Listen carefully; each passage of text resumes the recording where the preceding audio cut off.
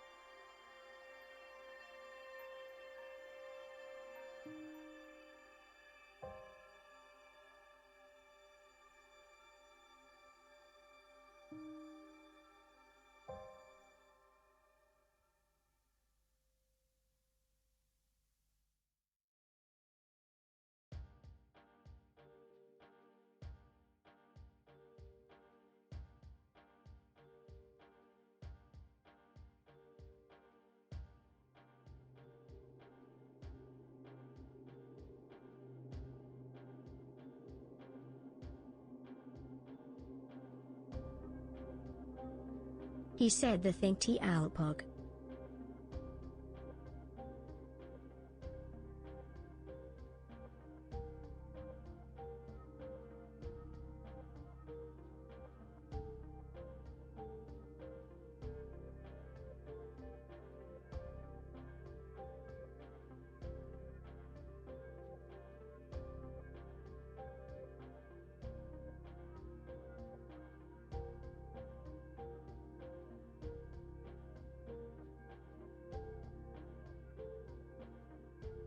T-owl comfy.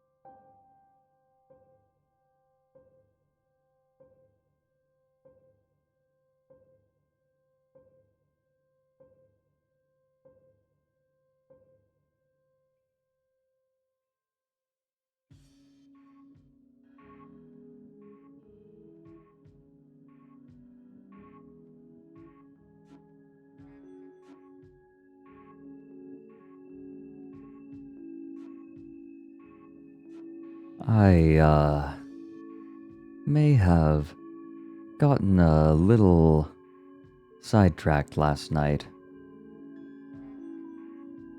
And that may or may not be why I am a little late this morning. I was tired. I was up later than I intended.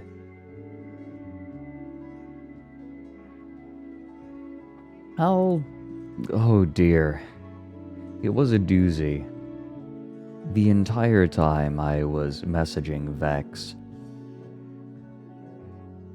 Kind of in disbelief.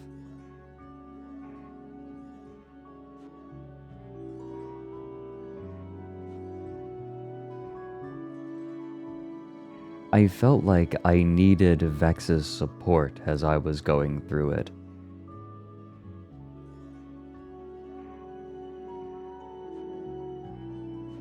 I'll explain everything in just a minute. It was an experience. I'll, Look, sometimes something grabs my attention, and I just cannot help myself.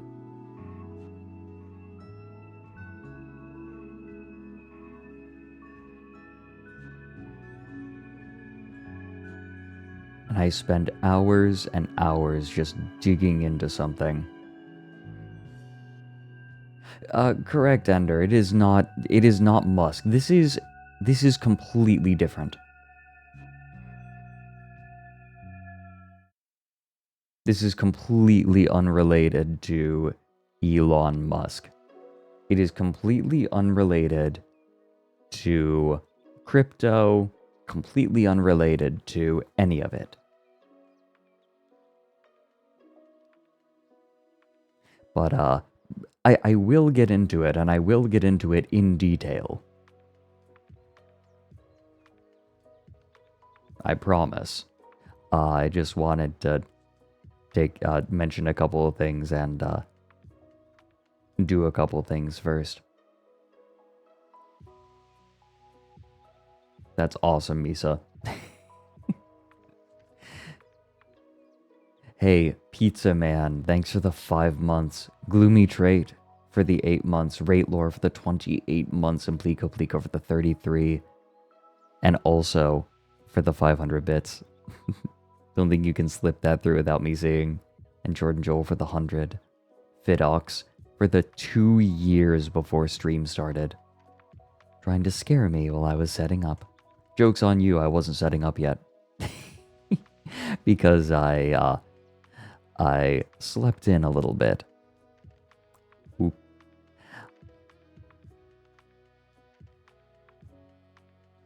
Oops. Whoopsie daisy.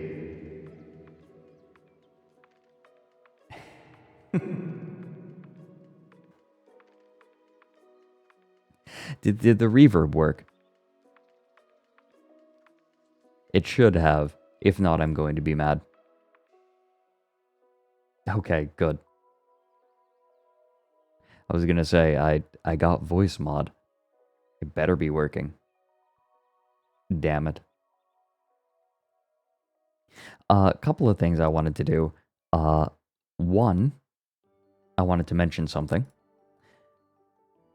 I am going to, starting next week, have a chess teacher.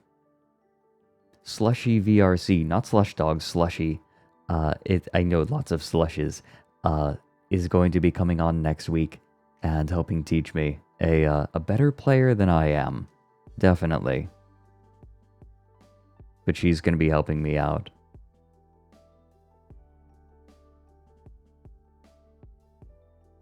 That's the big thing. We don't have her this week, but we will next week. And I know that my schedule isn't up.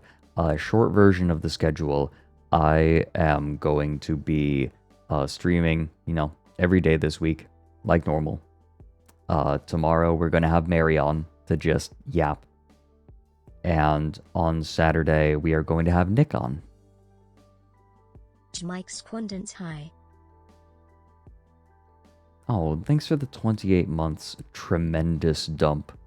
Yeah, coming in with a Mike emote. That's about right. I'm just Totoro wild about weird rabbit holes. I'm just wild about Mischief Man. I am become Mischief Man. Thanks for the 16 months. And Totoro Hero, there is a solace in that. I've experienced that kind of thing before. And I get it.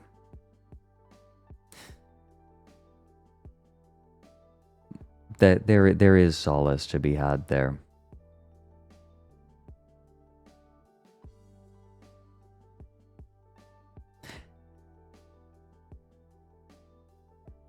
Obviously dwelling on it is not going to help. I imagine. You know, I'm glad that these streams can be a comforting thing for people. Now, what I'm going to be talking about and what I discovered last night is not going to exactly be a comforting topic, but I'm glad that this place can kind of be a comfortable space.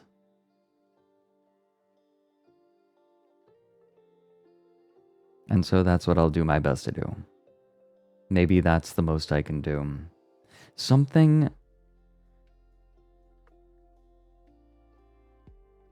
I love making down the rabbit hole, and I have no intention of stopping.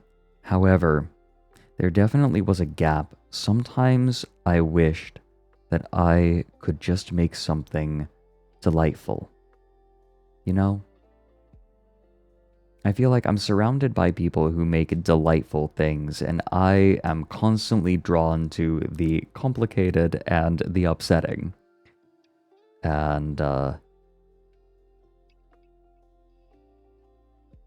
don't know, cerebral doesn't quite feel right. But sometimes I look at my friends and I'm like, I wish sometimes that I could just make something delightful. And streams are the way that I want to do it. Streams are an outlet for that. A way for me to make a comforting and welcome space.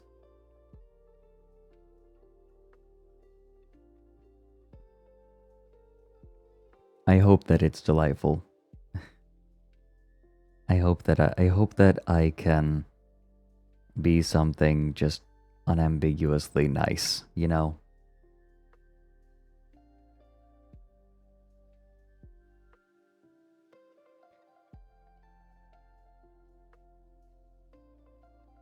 Let me check something. I have a lot of programs running. I may have to eventually drop the frame rate of the stream because I've been at I'm trying to do this at 60 FPS on my Steam-powered computer, and I don't know how VTS is keeping up with it. Is it smooth? Hope it's smooth. The other thing I wanted to do before I started talking about that topic is I wanted to take a quick look at what people have made. It's a 1070, so it's not quite as bad as a 1050 Grizzly.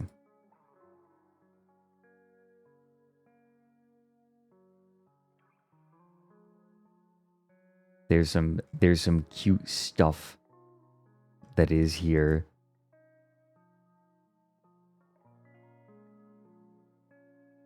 First we have Caldero for his birthday. Let me actually pull it up. Here we go. Look at your fella. Look at your fella. Hap birth. Love being goat. Love to bleed.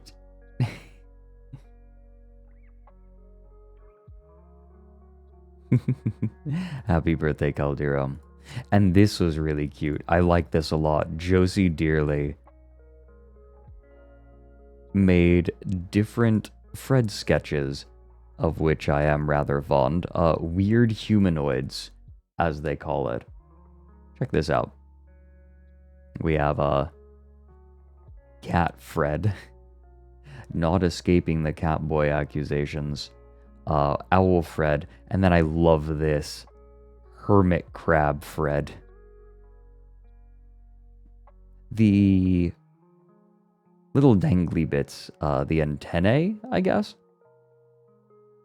They almost look like a Fu Manchu. A mustache. I love weird. Right, this is so peculiar. You know what? I'm here for it. I'll take unique and peculiar designs. I like it.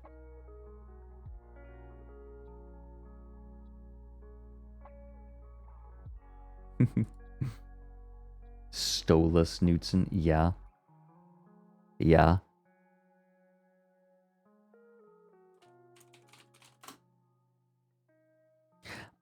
What was it? Creepy bird mouth. Let me check. I was being told to check the meme tag. Oh yeah, this is good. So Noel Pretzel has a rap cover for us. Good. Cause if I'm fat nuts, then Nick said he needs to be nice knockers. Because Nick has been working out quite a bit. And I'm scared. He's getting to the point where he could crush my head in between his pecs. Fat nuts and nice knockers. We are going to be the least effective tennis duo. That's our goal.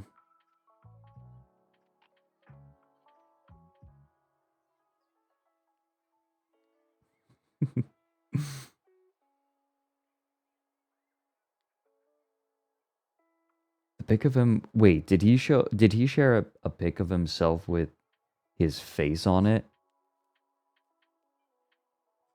When did that happen? I did see the one in his Freddy onesie. You can see, right? Top heavy, we'll say. His center of mass is rising. Quite fucking responds with oomph. Oh yeah.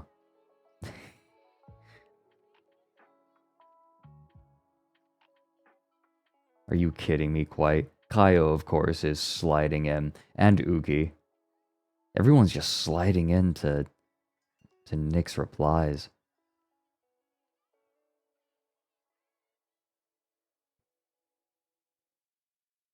And then we also had aw. Nerdwolf. Me recommending Fredrik Knudsen and other small indie corporate VTubers to new VTuber watchers. Well, thank you.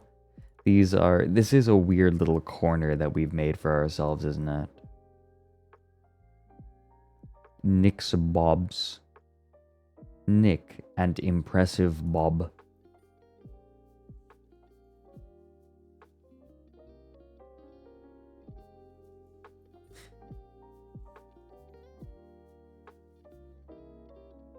Okay.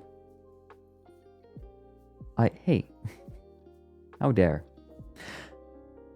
I think that's everything? Okay. Good. We're good. So, hey everyone. The reason I'm late. Wait, Starry, your art? I'm not seeing it in the tag on Tumblr. I just assumed you didn't do one. Did it not end up showing in the search? It totally got... Oh yeah. Oh yeah. It got removed. Okay, here we go. Found it. Oh my god, this is a lot. Oh, this is a lot.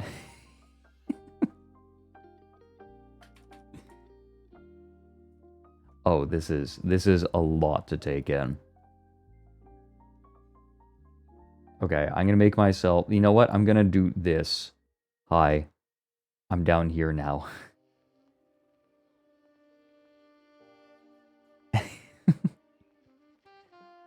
There is me frozen in goat milk. And Alfie very, very happy about this. I have such interesting friends. Oh my god. Yeah, I mentioned yesterday that I was visiting a friend. I was visiting a couple of friends. One of them said, one of them said, like, I'll bet you're on a list, and the other replied, oh yeah, I have the file. God, here's the thing, he wasn't joking. Not as far as I could tell. Absolutely was in a position to have the file. And they're totally, like, I'm totally fine. Totally fine. The ominous rumble. You guys could hear that rumble. That was a lot. I, Fredrik Fatnuts, wish to live a quiet life. Is Lauren my JoJo stan? Oh my god. I kind of love this. That's sort of awesome. Killer Queen. Look. I lead a simple and quiet life. A busy life. No, not the no-fly list. It wasn't the no-fly list. Definitely not. Put on the ears. Don't you... Look, I was shown a clip of me meowing, and you know what? I do it pretty good. I do a pretty good meow. Lauren is my stand. There's me fucking kneading the ground. Great. How cat... This is going to happen, isn't it? There's going to have to be Catboy mode. You might be in luck. I'll put it this way. My managers were enthusiastic about this idea. I'll just put it that way. And yes, I can feel it. And in case you're wondering about this cloak, yes, I can also feel when people touch the ears on this cloak. In case you're wondering, why am I a fucking cat boy in the basement?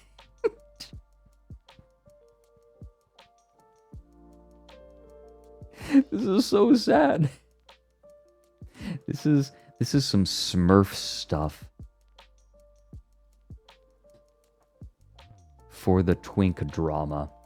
This is some fan fiction stuff. Right, it's Diane Kelly's Cat Cafe. Oh shit. Her Catboy Cafe. Recording the ASMR. I will do it. I will do it. It would be horrifying. But I'll fucking do it. There's me wheezing. I could not believe what we found. Yeah. Bullied into wearing cat ears. Oh, you think that you really think that I had no interest in doing such? You think I would ever do anything that I wasn't at least somewhat interested in trying. Also, there's me with my recoilless rifle. I have not gotten to play Helldivers. I've hardly gotten to play games at all in a while.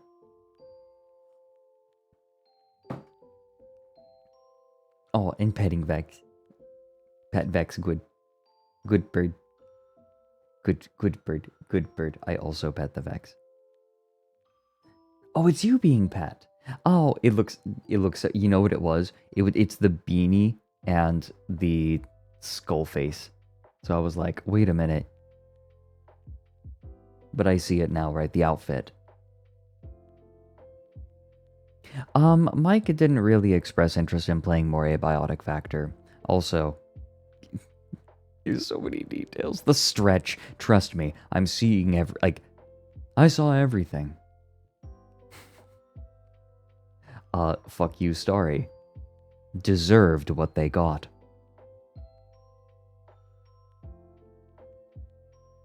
Thank you. I look forward to these. I didn't want to highlight the absence of the sketch page, but I also never want to put you on the spot, you know? I never want you to feel like it's something that's expected. Its absence was notable, but I want to be fair. I never want anyone to feel pressured in my audience into anything. I'm on my Fredco arc. Oh yes, Starry, don't worry. I saw. Do you guys want to see the start of a? Oh, can I show that much cake on stream? Can I legally show that much cake on stream?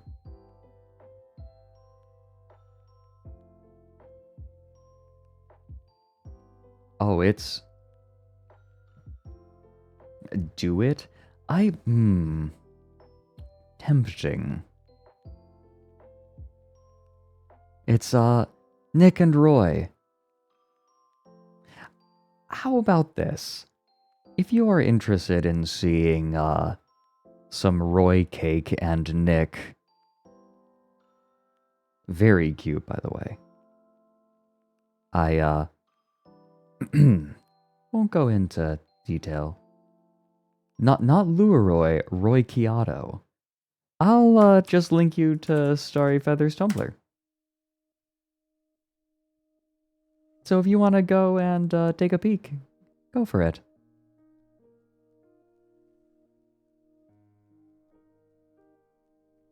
Bunusi, yeah. Go ahead. At your leisure. At your leisure.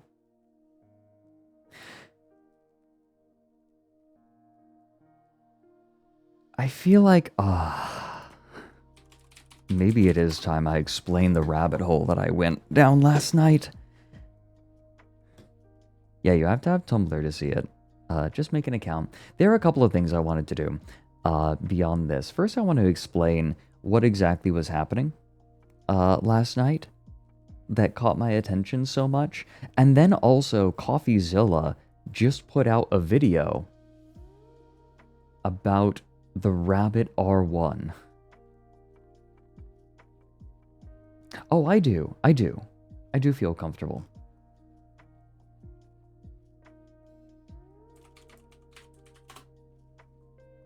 I considered watching it while having my tea, but let me just show you the opening frame of it real quick.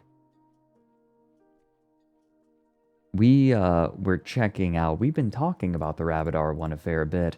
I had the impulse to watch this while I was drinking my tea this morning, but I decided maybe I should save it for stream.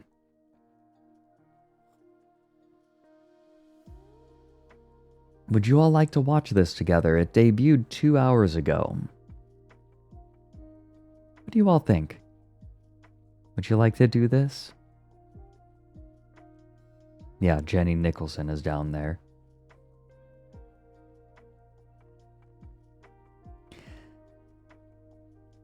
Yeah, of course, I'll link it.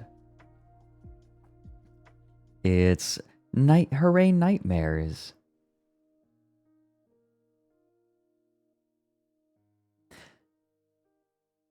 So, let me explain. Let me explain what happened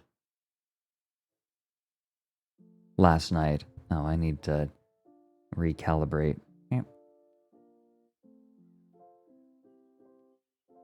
I don't know what it is. Maybe my face morphs over the course of stream. It's probably because I get up so close to my microphone.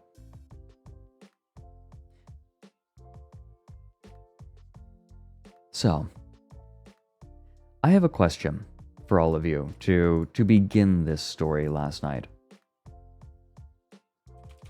How many of you are familiar with Indie Alpaca?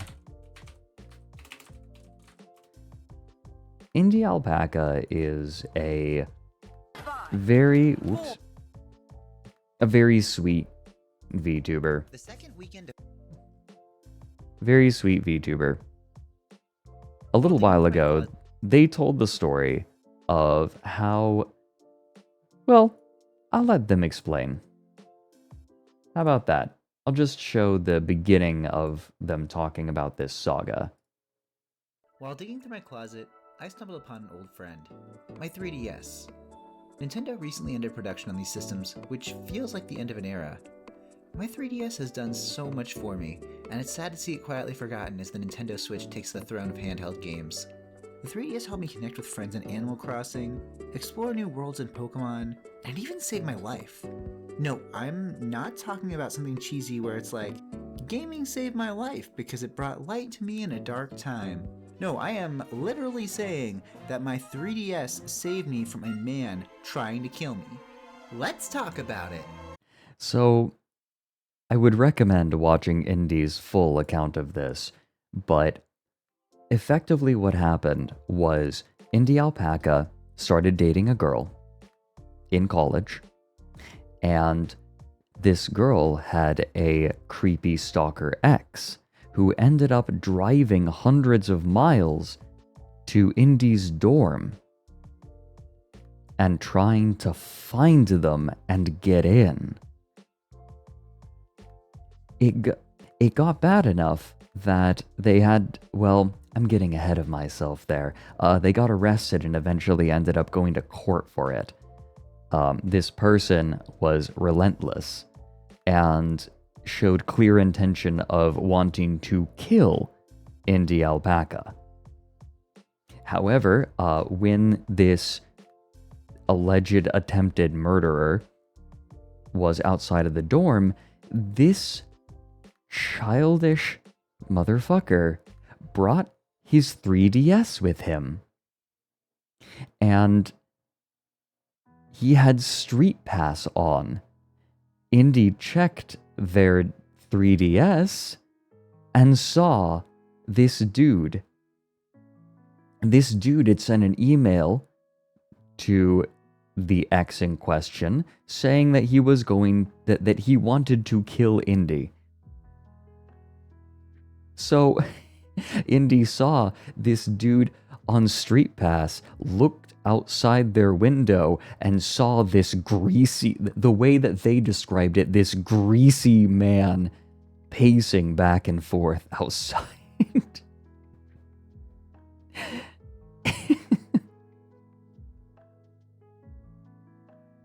The story, of course, gets worse. I would recommend watching their full video on it.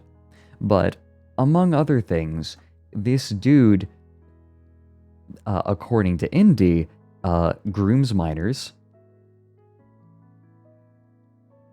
That is a thing that Indie alleges that they did.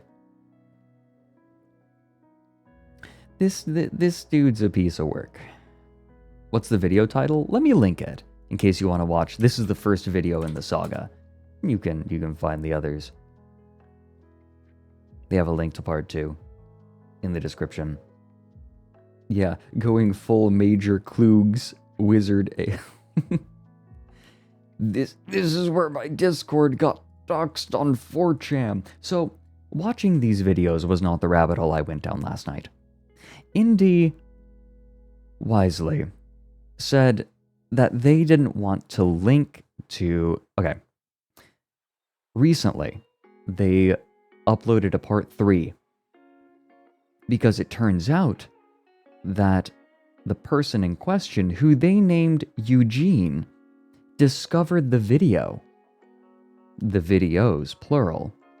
And reacted to this series live on stream.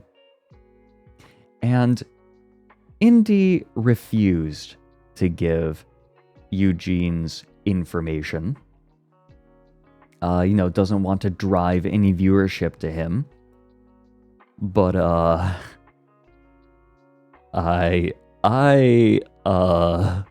been a goofy little goober.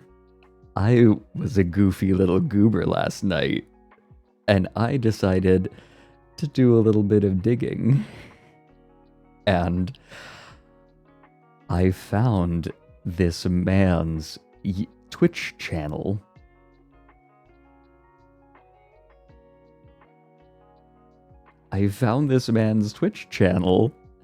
And I started digging. I am not going to tell you who this is. I'm sure you can... It is not hard to find this guy. He seemed to have wanted to be found. Yeah, the stalker. Because it turns out this person, this stalker, and this alleged attempted murderer, it turns out not only is he a streamer, but he's a micro lolcow.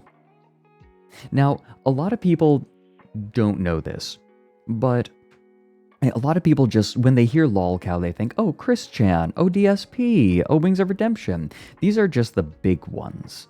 There are little personal lolcows all over the internet. People that internet users enjoy watching and prodding and making fun of. These kinds of people are a dime a dozen. They are all over the place. And alias Eugene, the stalker, is one of them. Yeah, an internet punching bag.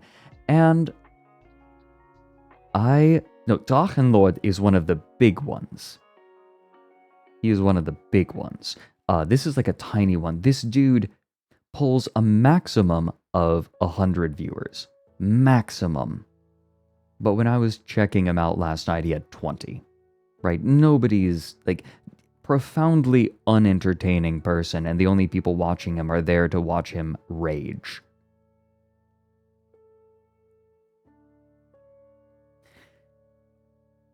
I started doing a little bit of digging. I decided to look at the clips. Now, the first thing that I discovered is this guy does not function in society, which is perhaps not surprising. And again, I will not tell you who this is. If you want to go and find him, you can find him easily. Does not function in society, and apparently recently has started refusing to pay his rent, which is only like a couple $100. But he just isn't paying it.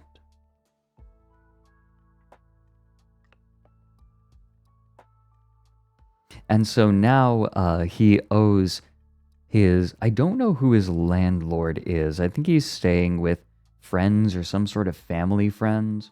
No, Rev Joe, not worth it. I will say, speaking for myself, not worth digging into. I'm going to give you all the juicy bits.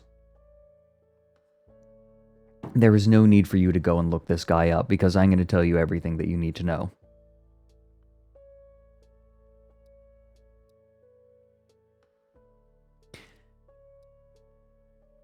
All of his viewers are there to make fun of him and are there to harass him.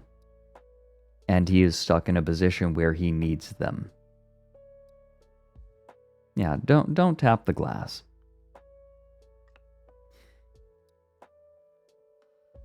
The first thing is, he owes money. There was a clip of him. He apparently has been complaining that he cannot pay rent, and there is a clip of him impulse buying a $20 pack in what is it? Star Trek Online? Oh yeah.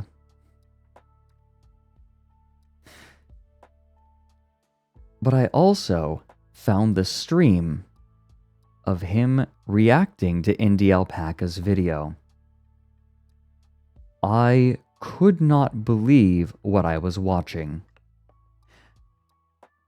Now, it was clear from the beginning that some of the facts in this video were known to all of his viewers. In fact, these congruous details are the reason that he was alerted to the videos in the first place. Because people watched Indie Alpaca's videos and said, "Hey, wait a minute, isn't this you?"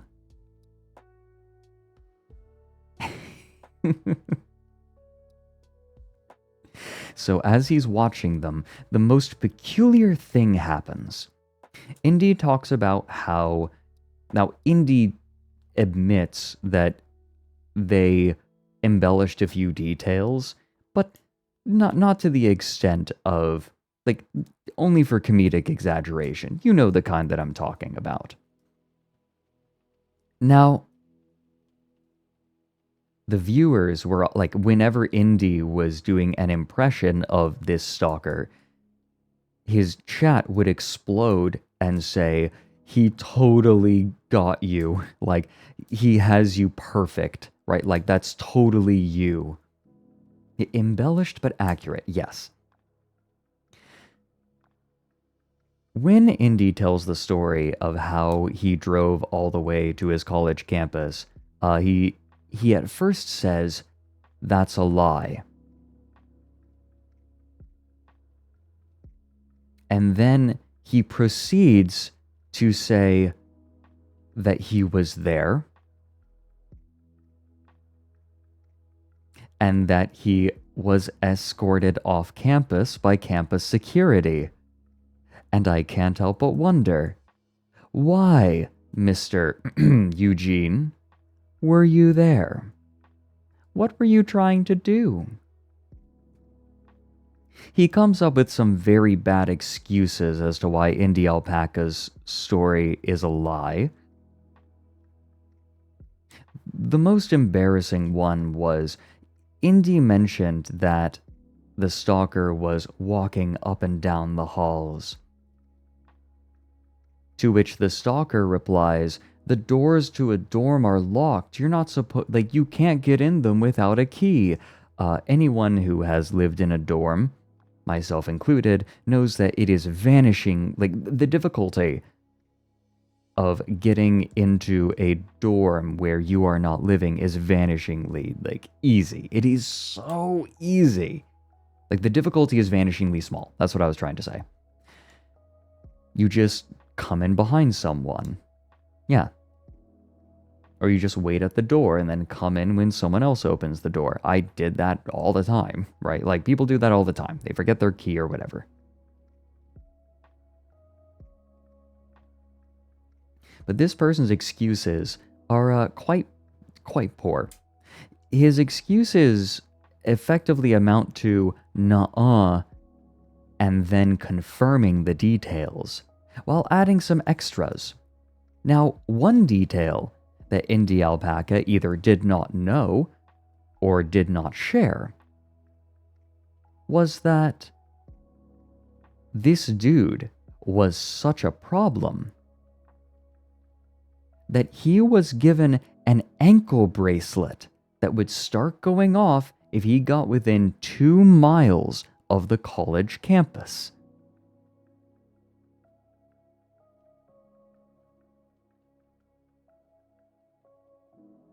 That is, he keeps trying to downplay how bad he was while sharing that he was so much worse. Of particular note was when Indy started talking about the grooming.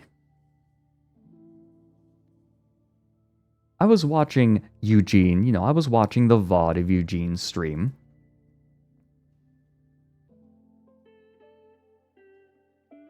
And when Indy brought up the grooming, chat apparently was already aware of this. And when Indy mentioned that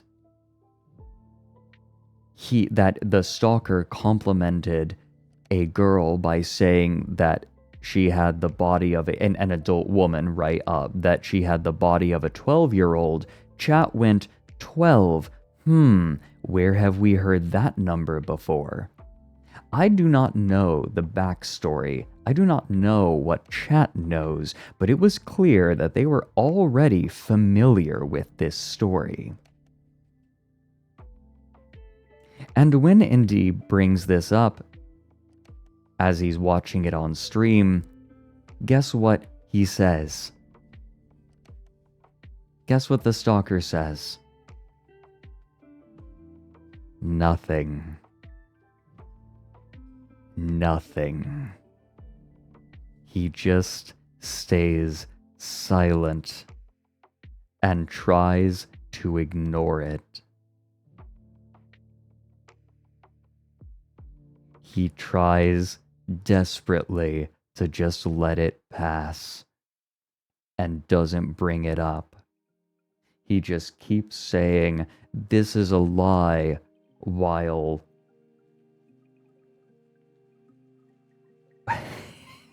adding details. I think the funniest part of the whole ordeal was there's a bit. Let me pull this up. Let me pull up the bit. Life. Yeah, video games save lives. Let me see. Here we go. This was the funniest bit of the whole thing to me. Now, he's watching the video and the stalker gets to this part. I let the DM slide. His trial wasn't too far away, so hopefully I didn't have to deal with him too much longer. The day of the trial came, and courthouses? They're big. I was wandering the halls, lost, struggling to find the right room, when all of a sudden, I heard the wailing of a man-child in distress. It's no fair! I'm the good guy! They should be the one in trouble! I think I knew where to go.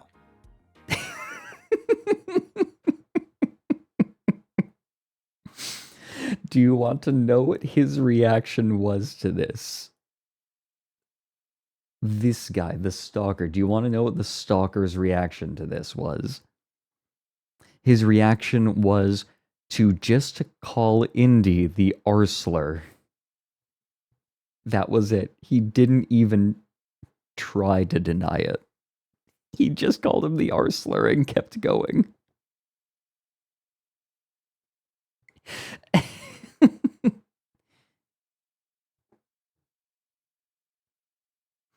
The arsler appeared.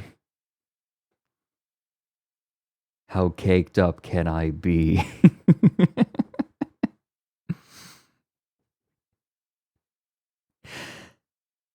So that was my evening last night.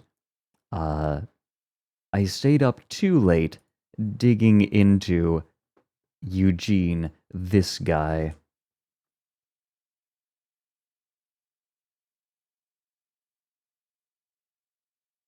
Indy alpaca drawn as the arsler.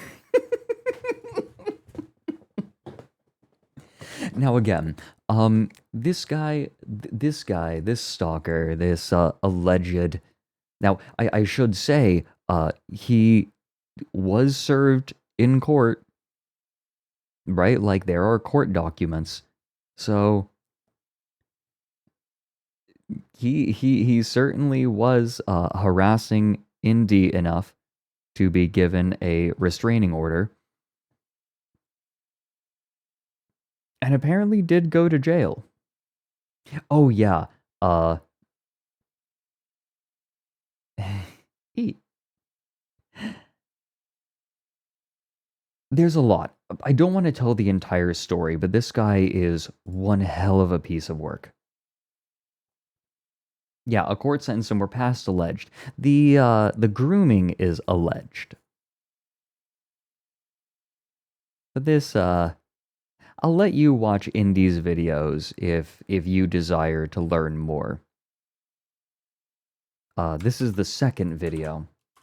No, he could not help but incriminate himself over and over again on his stream. Now, I want to stress, don't go trying to dig this guy up. And I'm not even saying it because, oh, we don't want to tap the glass. No, he's boring. I went, I was watching this guy's stream, I looked at some of his VODs, he's so boring. He's not interesting. Like, there's nothing to be gained. Yeah, just watch Indy's video and be comfortable knowing that, Indy, it is possibly just a little bit worse than Indy was making it out to be. This guy is just a very boring failure to launch.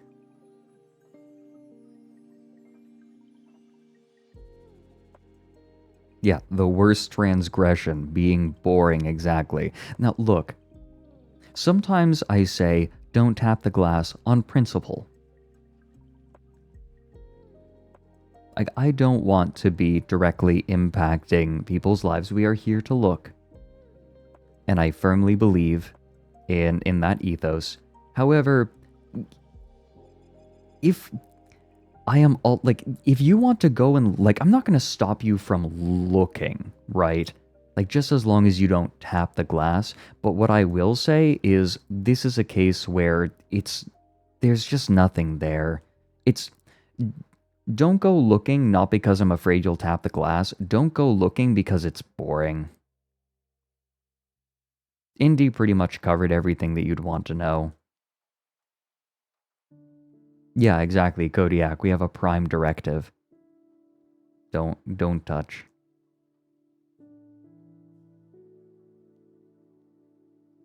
Like, I got interested, I looked so you didn't have to. No, this is just it's not even interesting. I gotta say, like, I was interested because he was looking at Indy's video. But yeah, there's no treasure there. Yeah, X marks the spot, but all you're going to find is lizard dung. This guy's boring, but what hooked you in? What hooked me in was the fact that he was reacting to a story and we had multiple angles. The fact that he was not linked to this story, only tangentially. Like, someone said, hey, wait, is this you? All he had to do was not react and then it would have blown over, but he just dug in.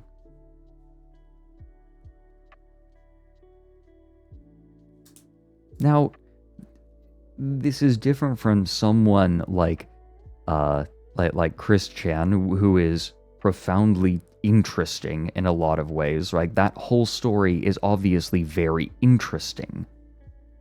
I personally found the story of Wings of Redemption to be very interesting.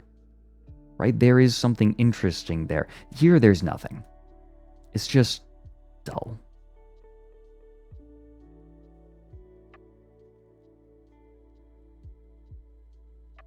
Chanton, it wasn't even bait. That's the thing, is Indy was not baiting this guy. Indy is too well-meaning to do anything like that. Indy just wanted to tell an interesting story from their life.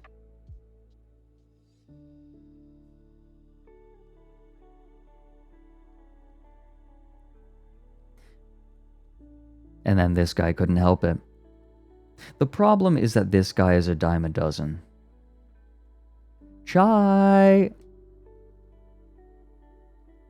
Hi, Chai. Also, wait, Senti, I was in the middle of telling my story, and I totally saw you in chat, and I was one-track mind. I hope you're doing well. Senti, I hope you're still here.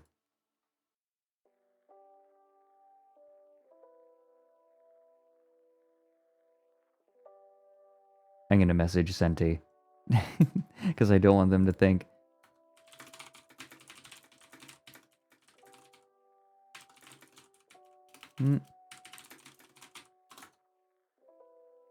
Poor Senti. Senti said that I was in their dream.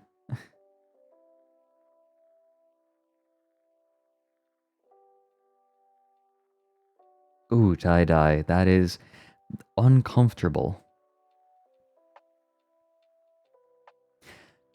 The closest I came to a run-in with Chris Cham was at Too Many Games, the same Too Many Games where I met Mike, funny enough.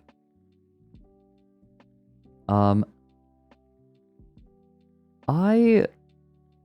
was doing a panel. I was doing a panel on the history of furries. And apparently, while I was setting up my panel and desperately trying to get everything working, Chris Chan was dragged past the door out of the convention, but I didn't see because the door was closed.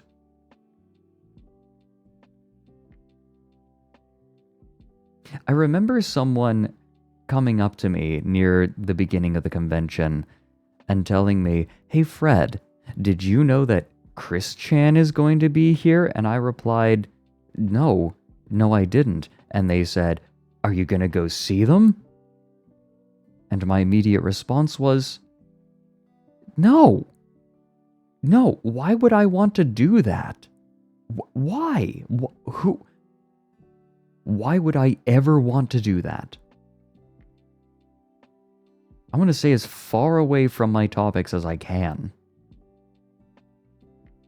Why would I ever in a million years want to see Chris Chan? It would not have been funny. It would have just been depressing. Apparently, Chris had stopped smelling by this point.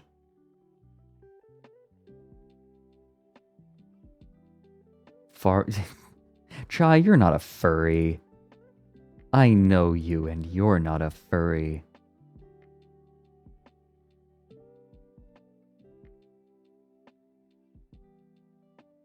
What's a... Hold on. What's a furry? Says Gay Furry 621. Just gonna pin that for a couple of minutes.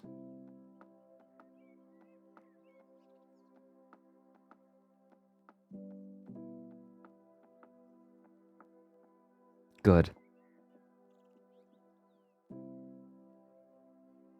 Silence Farah.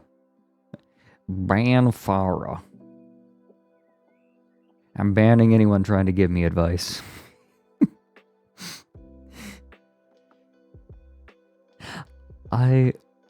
So yes, that's why I was a little bit late to stream today, because I was up too late digging into something that just fascinated me. Oh, Ender, thanks for gifting a sub to Gay Furry 621. And also, by the way, Grizzly, I don't think I mentioned, I don't think I thank you for gifting a sub to Tanny Meteor. Thank you very much.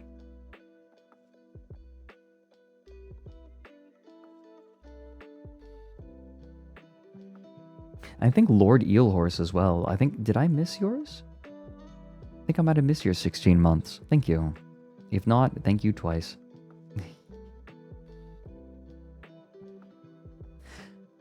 Okay. Hey everyone.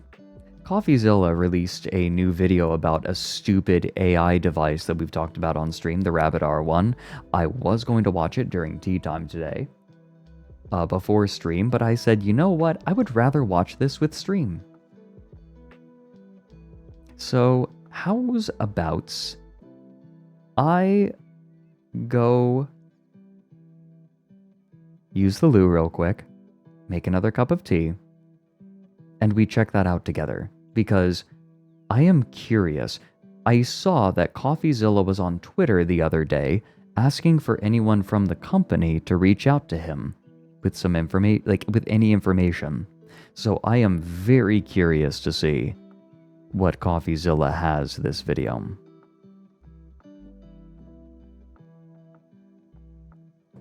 Oh my god, the Leroy has a walk now. Louis walk. Oh. Doo-doo-doo-doo. Doo-doo-doo-doo-doo-doo. Doo-doo. Doo-doo-doo-doo-doo-doo-doo. Doot-doot-doot. Okay. I'll be right back, everyone. I would also recommend that you all stand up, stretch your legs, stretch your arms, get yourself a sippy. By the way, I'm seeing a lot of new names in chat. It's good to have all of you. Queen's Fool. Those are some good wigglies.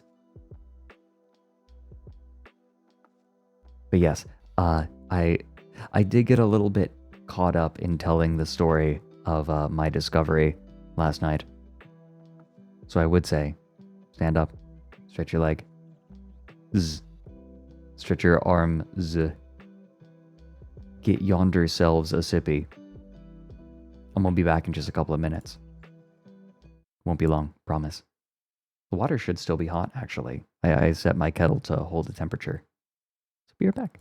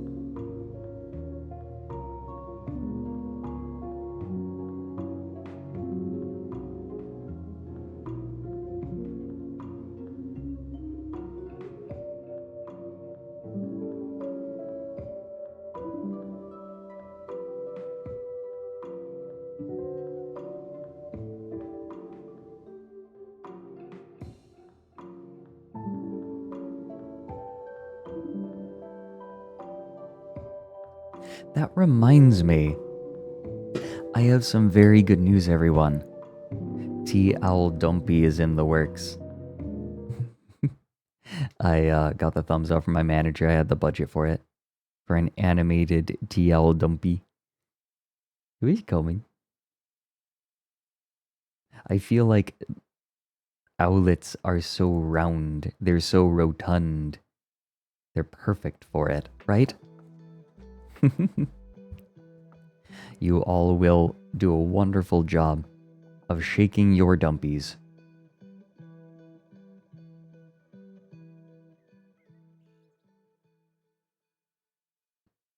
Okay, you had the dumpy as an extent. I'm glad that they are allowing the dumpy. Doot doot doot doot doot doot doot doot doot doot doot doot doot doot doot doot doot doot. Redacted. Okay, that's good. That's good. I don't understand why they got rid of the dumpy emote. They're like, no, too sexual. Like, what?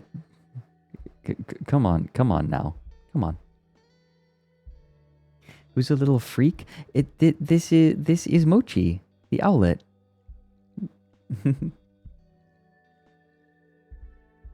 He is the voice of chat. He's kind of like the mouth of Sauron, except for you guys.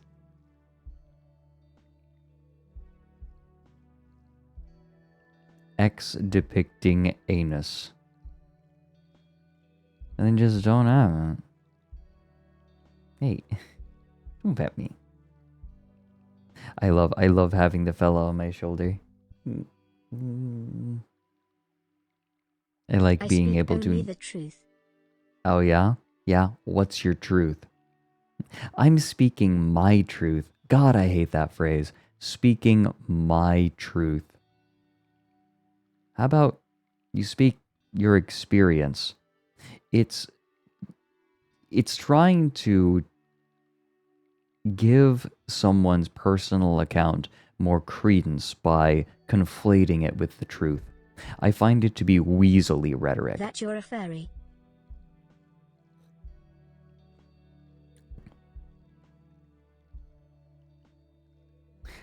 I'm banning Mochi. Mochi is going into the grinder. No, I can't even joke about that. Oh my god. I felt bad even joking about that. Have you ever had the pleasure of pinning one of your little friends to the mat till their eyes roll back like they're some kind of freak?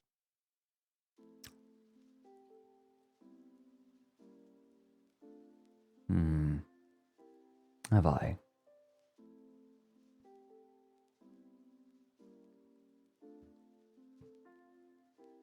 Yes.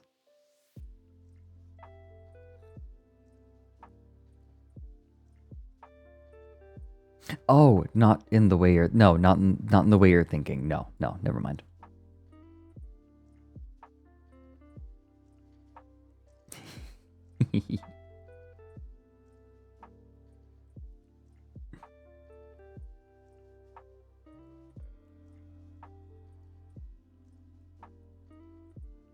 Okay, I want to check out this CoffeeZilla video really bad. You ready? I'm excited. Oh, all right, CoffeeZilla. Give me your information. The Rabbit R1 is a tech product that has raised tens of millions in venture capital, promised the world, and delivered on almost none of it. Worse, though, it's built on a scam that the founder is now trying to distance himself from. But, hey, where are my manners? I'm trying to be more positive in 2024. So let's let this company introduce themselves at least before we say anything negative about them. Hi, everyone. My name is Jesse, All right, and I'm we've the seen founder and CEO of Rabbit. This is the Rabbit R1. I can speak or type with R1. I can also use R1 to call a ride. I can also use R1 to order food. I can also make R1 to a set of more complex actions. For example, if I want to plan a trip to London, I can just describe what I wish in full to R1. You can order the R1 now at rabbit.tech, and we are shipping Easter 2024. Well, there you go. Now, something that I should really specify, this is constructed, from what I read, this is constructed in a way to try to sell it not necessarily to American audiences, but mostly to a Chinese user base. That's not so bad. You got yourself a standard tech guy in a black shirt promising the world Apple keynote background. What could go wrong? Oh, and I guess it's past Easter 2024, so the product should have shipped. So before we talk about the scam angle, let's briefly check in with tech YouTube for how this AI assistant is assistanting. The thing that you get at the beginning is like borderline non-functional. Book an Uber to LTT Labs. The rideshare status is currently unavailable. Get me a ride. Apologies. The Uber ride request couldn't be processed. What is this? You are holding a taco. Oh, that's not good. I could give Kind them a of few right. lessons on positivity. Kind of right. Turns out, basically everyone in the tech sector tag teamed this product for being non-functional or plain wrong about things that Rabbit said the R1 could handle. Things just weren't working. But what if I told you that wasn't the biggest? The cringiest part of the talk that they gave to demonstrate its abilities was when he took a photo of a poster of Rick Astley and asked, like, what is this? And the Rabbit R1 started playing Never Gonna Give You Up. That was the most fellow kids that the demonstration got. R1 could handle. Things just weren't working. But what if I told you that wasn't the biggest scam? That this company is built on something much worse. And now Because I think that dude is actually, what, mid-20s? I've been so cheery and positive, let's go down the rabbit hole and see what's under the hood. Yes, it's a bunch of rabbit jokes. So Yay. the first thing we need to do is go to their... Come on, dude. I've managed to avoid most of the jokes during my tenure. webpage. The R1 is created by something called Rabbit Incorporated, but this company has a strange history. It was originally registered under a different name, Cyber Manufacture Co. In fact, Okay, they interesting. changed their name 2 months before their official announcement. And it turns out that name change is pretty significant because Cyber Manufacture Co. wasn't just like a shell company or the same company under a different name. They had separately raised venture capital for a completely different project. Not AI, it was for NFTs. Now, before Okay, you so laugh, they're remember, gonna this talk is about that. 2021 when people took NFTs very seriously. According to a press release, the project was called Gamma, and it was at the intersection of gaming, community ownership, and Web3 buzzwords. What does that have to do with AI? Well, Nothing. not really much. Yeah. Conversely, They pivoted. Rabbit today also sort of wants nothing to do with crypto. Their founder, Jesse, announces for Rabbit, let me be clear, quote, we will never touch crypto. Never. Okay, well, that's pretty strong, but given their... That's like a dude diving into a septic tank, coming back up covered in detritus, and saying, I will never touch Dookie. Never. whole passage is built on crypto NFTs, it's a little strange.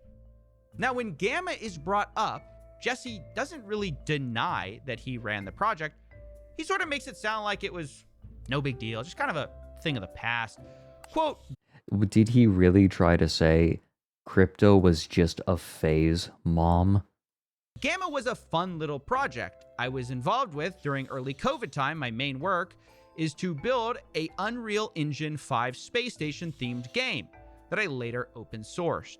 Yes, Gamma released NFTs, and I bought a bunch myself just for fun. Just Never for trade, fun. never released any token or crypto coins, and I left that project once the game was open sourced. Well, there you go, haters. Okay. Case closed. It was a fun little multi-million-dollar project he did. He just built it on Unreal Engine. He may have sold a few NFTs, but he bought a few NFTs. So, you know, it's not a scam. Please don't look into this. Please do not look into this. Is not a scam. Oh, some people may have looked into it. First, Emily Whoopsie. Shepard, and then the writer and podcaster Ed Zitron jumped in the fray with a great article. Now, I spoke to Ed, and he told me a very different story than Jesse about this Gamma project. It's so weird, and it's the same Do you all remember when we were first looking at the Rabbit R1? Those of you who are regulars here, and we wanted to give it the benefit of the doubt, and said, "Oh, I guess it looks harmless, but there is Every time I want to give these people the benefit of the doubt, it is a mistake. Every single time. I think I've run out of goodwill. I think I've run out of goodwill. Also, welcome in, Max. Company.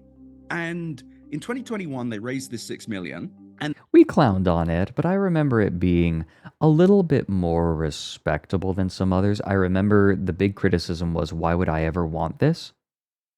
This is just a smartphone, except less functional. That was I remember we were talking about it. That was our primary complaint, that like, it's not that it was a scam. It's that like I don't remember ever calling it a scam. I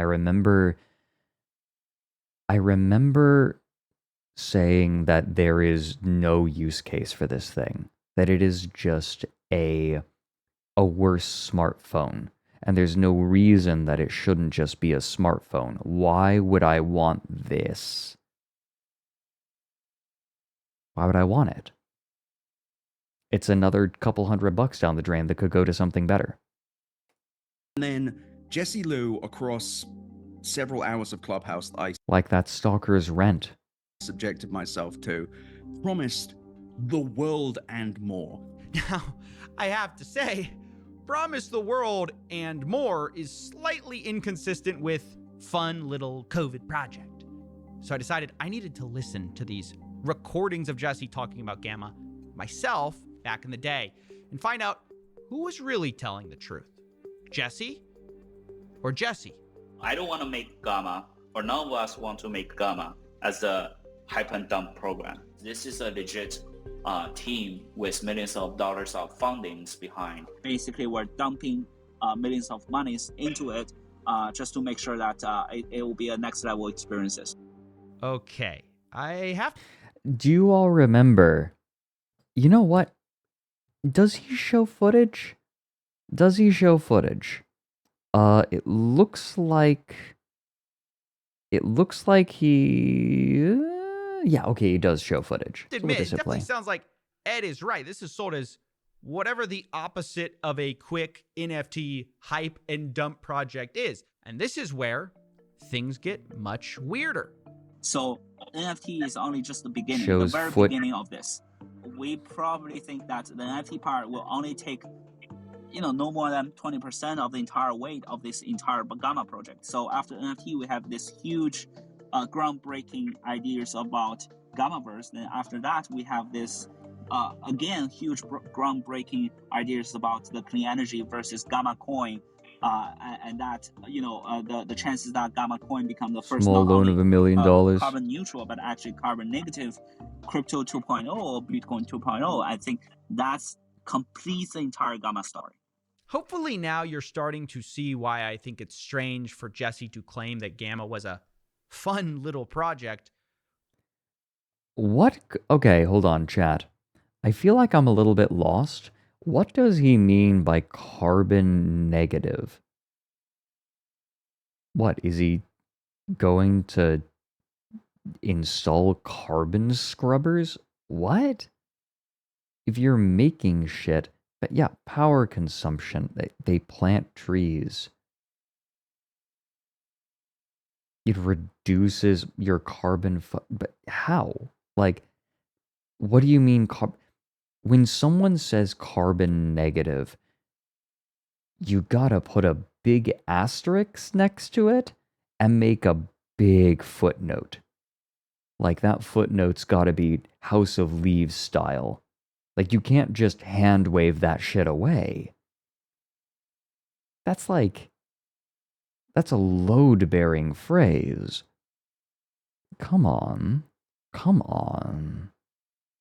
Where he never released these tokens or crypto coins, when that's sort of what he promised. He told people he was going to release a carbon negative Bitcoin 2.0. And look, I know it sounds stupid now, but again, 2021 was a different time. And remember, Jesse had millions in backing. It's not hard to see how people took him seriously. He said it didn't matter how the NFTs did. He was going to execute. But where are those millions? The money raised from customers. When the company changed to Rabbit, where did it go? Did it go to develop Rabbit, a completely different project? I don't know. I'd love to sit down with Jesse and find out. What I do know, though, is that so many of the promises of Gamma didn't happen. And this is relevant to the R1, not just because this project is built on the skeleton of that scam project. It's also because the R1 was overhyped in a similar way as a do-it-all device. But this same company... So wait, how was it built on the skeleton of that project? Like, does he mean that it was like built on the grave of it?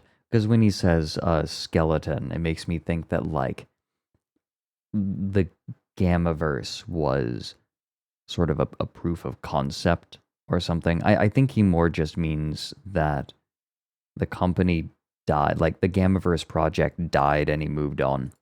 Some historyless company. They have a history of abandoning investors like they did with Gamma NFTs. I mean, Jesse even told people who were worried about the NFTs, don't pay attention to that. You know, it's all going to work out. You just got to be a true supporter. I would suggest for our true supporters, do not pay too much detail about the current NFT mechanisms, because that doesn't matter. You know, like I can safely say that even if the entire NFT project completely failed, which I don't think that's the case, we're gonna still push the Gammaverse, and we're gonna still push the clean energy and Gamma coin happen using our funds. I cannot emphasize enough, that was a lie that never happened. The clean energy... I really love where he says, don't look too deep into this. He's like an illusionist, but instead of drawing your attention away from the hand that is performing the sleight of hand, he just says, don't look at my left hand. And then when you look at his left hand, he gets mad at you and says, no, you did it wrong. I specifically told you not to look at my left hand. What the fuck, dude? Don't look. Red flag. Ooh, that's a good idea. That's a really good idea for an emote. Okay, hold on. Assets. Emote idea. Owlet holding up a red flag. Okay. That would be fun. So Alaman, I will say, a lot of the people who buy into this, especially this kind of project, are not desperate. They are blinded by hype. There's an important distinction there.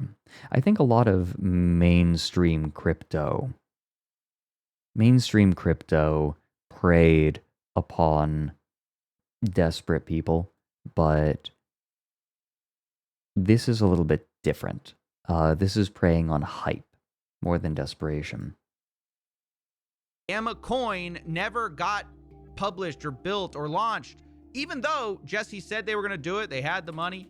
By the way, we all know it's vaporware, but I think it's important to really hear him sell it, because this is the same guy who wants you to take him seriously when he sells you the future of AI.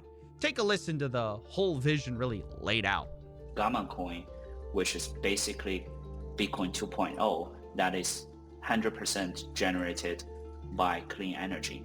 And we did the math, we did the calculations to where if you own over 1,800 milliwatts of clean energy generation, that means you will have extra generated electricity that you can donate back to city grid. So the general concept is, let's say if you own a Gamma NFT, that means you own the equal portion in valuation of your NFTs at that moment of that clean energy grid that we started building in the real world. That means you own that power, that portion of the clean energy solar panels that generates that power. And that means you own that power. And that also means that you own that portion of that power, and that power will be used to generate Gamma coins. That means you can earn your Gamma coins out of this entire clean energy cycle. All right. Let's try to.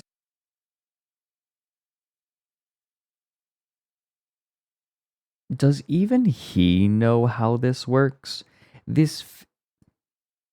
I know what he sounds like. I know what he sounds like. He sounds like someone trying to pitch their science fiction concept to me.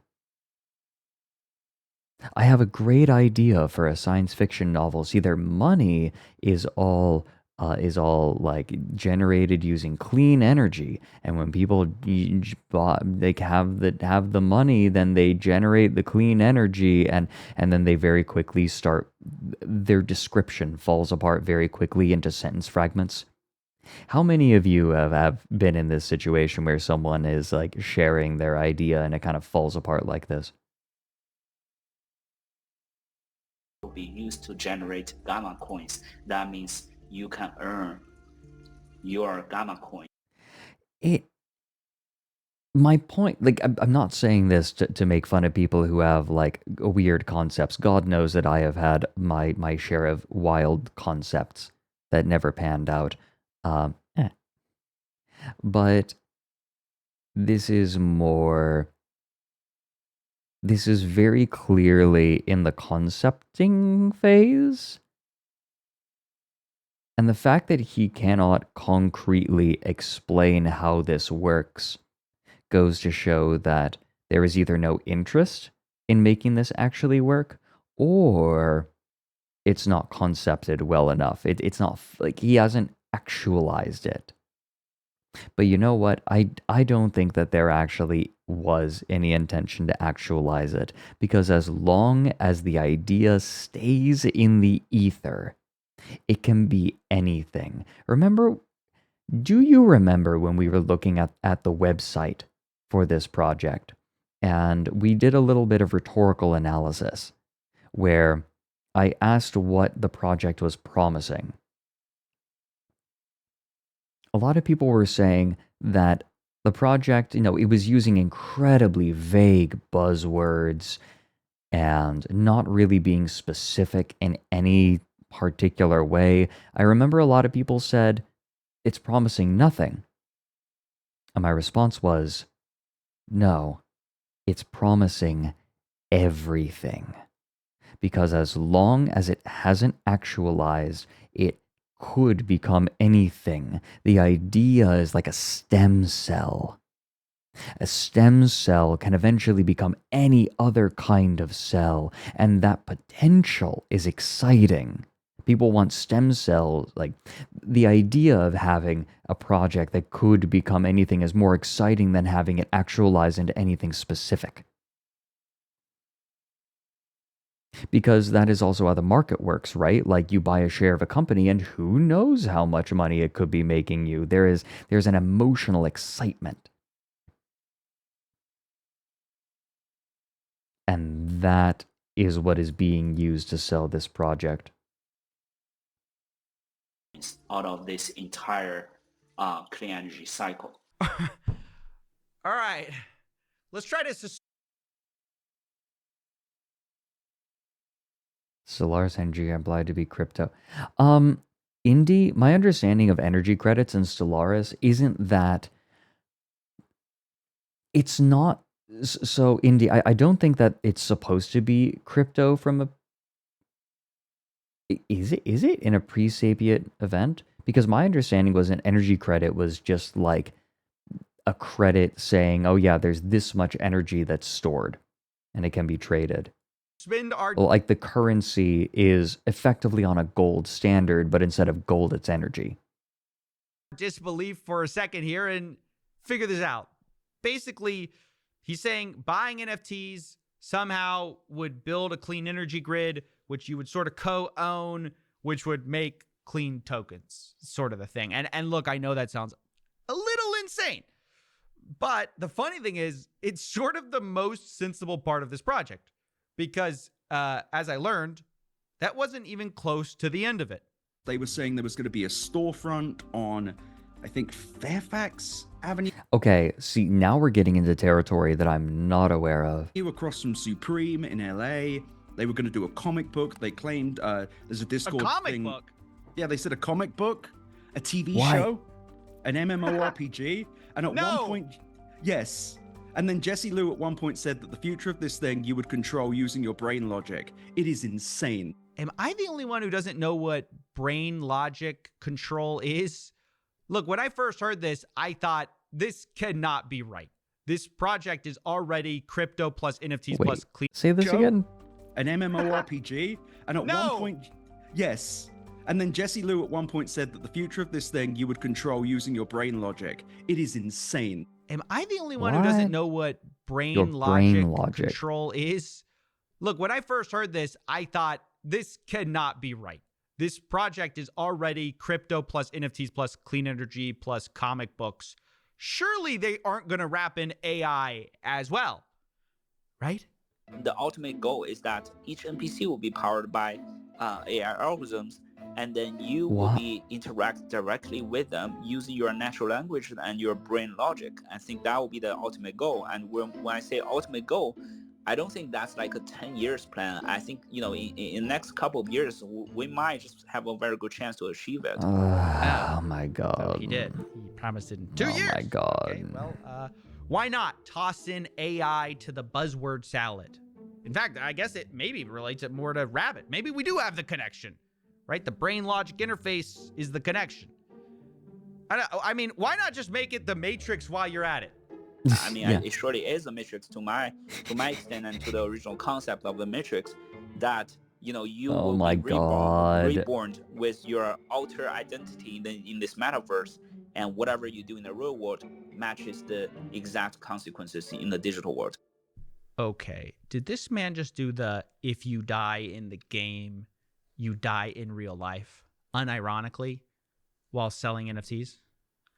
The answer is yes. And my only follow-up question is, if you get scammed in the metaverse, do you get scammed in real life in this world too? Look, I'm not here to stump for the bigwig venture capitalists who lost their faces on this. At the end of the day, these are both consumer-facing businesses. They got real people to invest real money into both the $200 Rabbit R1 and into this Gamma NFT project. Both are overhyped. One just already didn't deliver what they promised, while the other is working on fixing it. So, what can be done here? Well, for one, the minimum is that the Gamma NFT holders should be refunded the money they spent. I mean, this isn't even my crazy, wacky suggestion. Jesse suggested it himself in those Clubhouse calls. And I better pay my money to collect your NFT back if you think this is just an NFT hype and dump project. I have to say that. So the communities will have my words. Anyone that is not envisioning the Gamma to the stage 2 or 3, just want to make a couple of E's out of stage 1, reach out to me. I will buy your NFTs. Okay, I will buy your Gammas and get the fuck out. All right? All right. Okay. We'll take you up on Great. that. Yes, I got Do a it. haircut. So I reached out again to Jesse about these refunds, but he didn't respond again. Okay, hold on. Jesse later responded, "Hey man, sorry that I've missed this message. I believe my team is currently in chat with you." The Rabbit team did, though.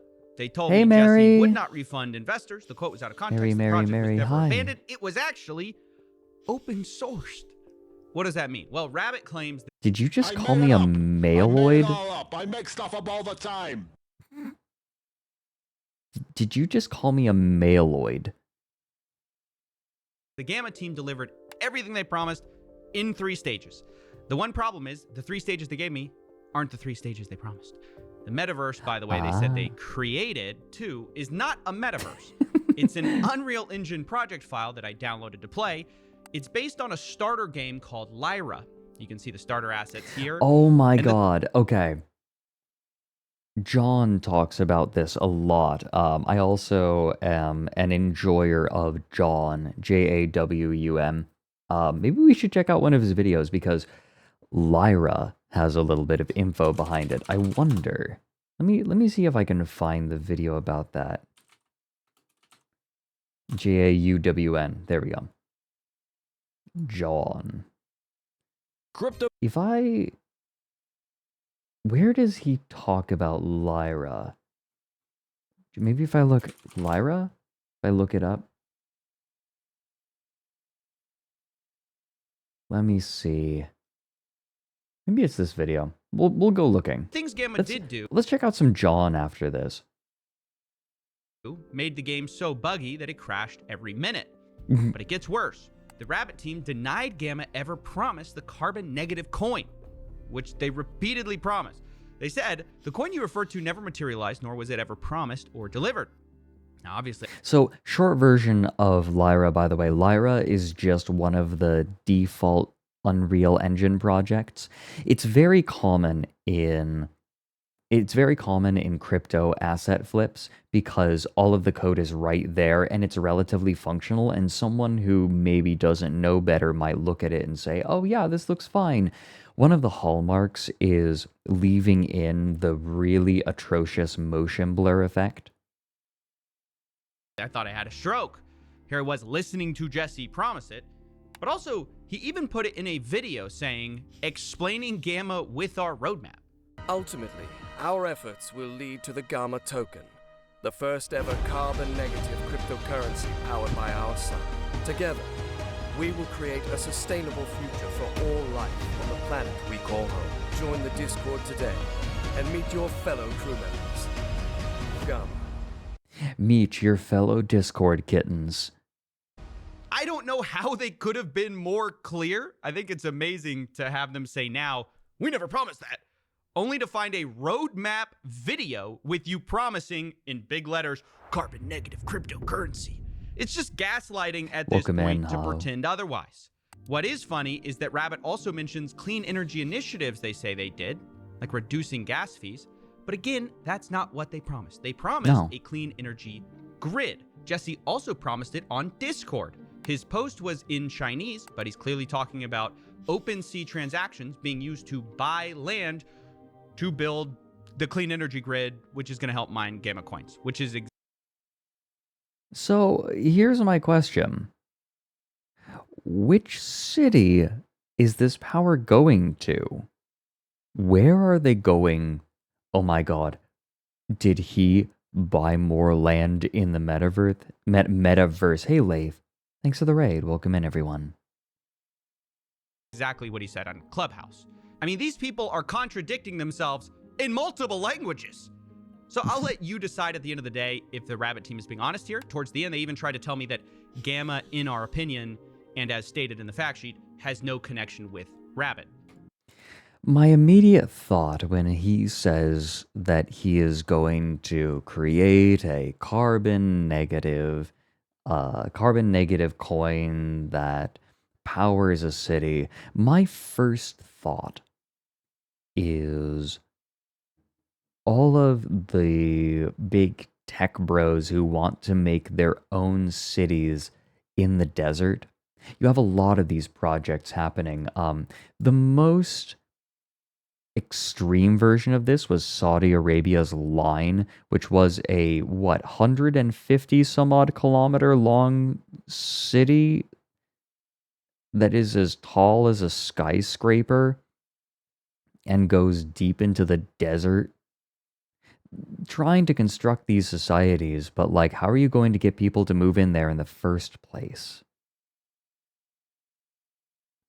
But the fact sheet they're talking about, they sent me in a document called Gamma Project Fact Sheet. You can't just declare your own facts when it's the same company who made both things, the Rabbit and the Gamma Project. How can you say there's no connection?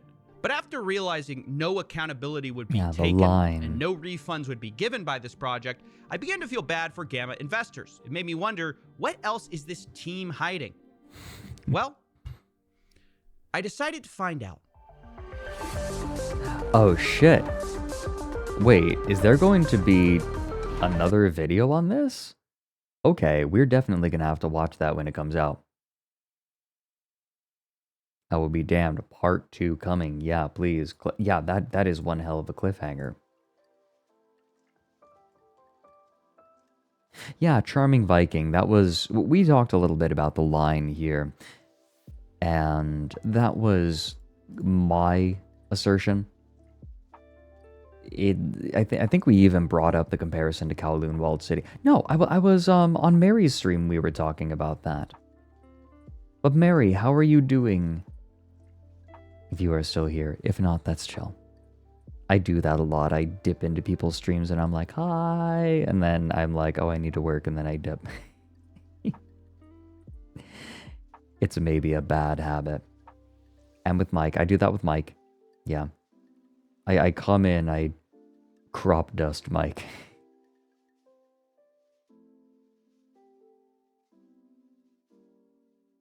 Okay, here we go. I want to look at this video because maybe... Is this the one where it talks about Lyra? Let's just watch John at this point. Is this... Does he talk about Lyra here? Let's take a look. Does anyone know which John video it is where he talks about Lyra specifically? Because I don't think it's this one.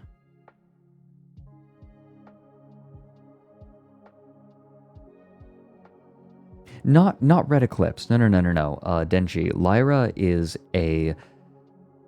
It's sort of a baked in game to Unreal. Sort of, there is a lot of stuff like this in Unity. You know, default Unity game. Except it's bundled in with Unreal. Yeah, it's a template project. Yeah, exactly. And it feels a very specific way. There's a specific video where he talks about it a decent bit.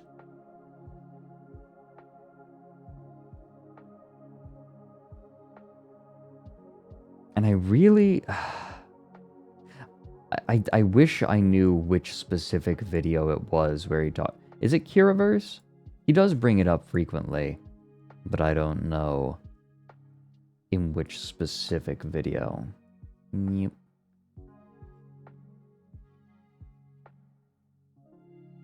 Let me find it. Here we go, Kiraverse. Maybe... Oh, you know what? I bet this is it. Where he talks about the Fortnite killer. Absolutely. I know I'm kind of doing the thing of, in order to understand this, you need to learn about parallel universes. I'm sort of doing that to all of you right now, and I am not sorry. Hello, and welcome back to the series where I play... Highly recommend John, by the way. This YouTuber is quite good. ...and review crypto and NFT games from the perspective of a gamer. As always, thank you for your continued support for the channel. If you're enjoying the content and want to see more, make sure that you subscribe and turn on notifications so you never miss an upload. And if you just can't get enough of bad crypto games, I've started a Discord server for this channel, which I'll have linked in the video description. Without any further ado, I'm John, and let's continue our quest to find the worst crypto game ever. Ah shit, do you want to do that? Sit down and just watch Panenkook's new video about invisible walls, because I watched most of it, but I haven't watched all of it where he goes into detail about every single invisible wall. You guys want to just do that? Get cozy? I'd get a blanket for that. I would, unironically, I would get a blanket and hot chocolate, and I would just get comfy with all of you. No, Panenkook is amazing.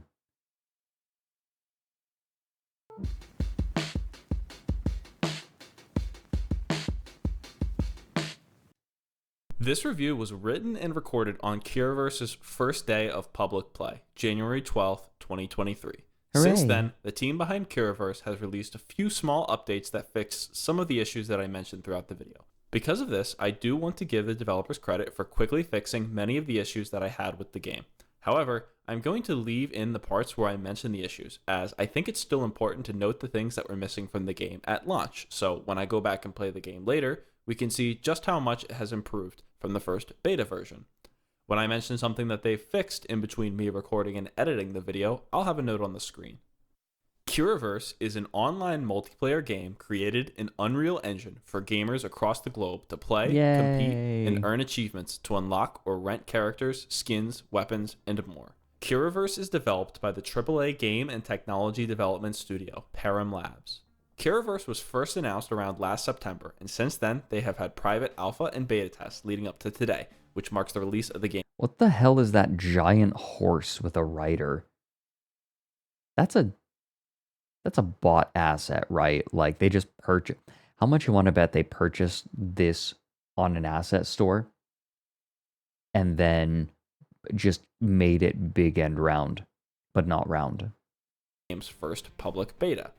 Curiverse is a free-to-play game powered by the Immutable blockchain and an exclusive partner of GameStop, where you can buy the Curiverse NFT assets on GameStop's official NFT marketplace.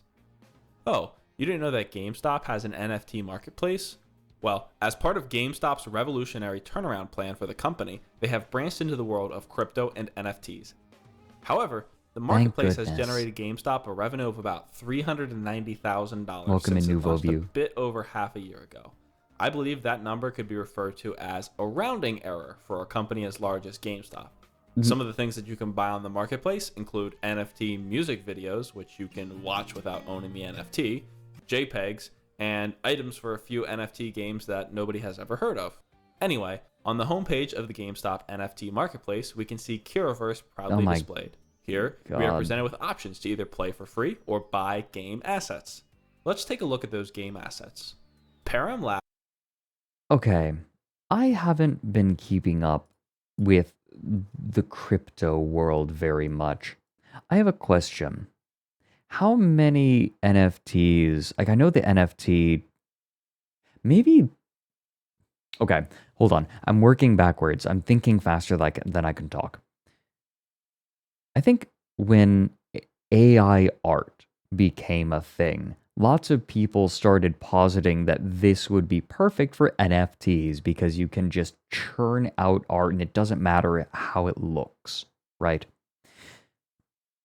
But I think that not a lot of NFT collections were made using AI art because the NFT market died and rotted. However, the crypto scene is again seeing a bit of a boom.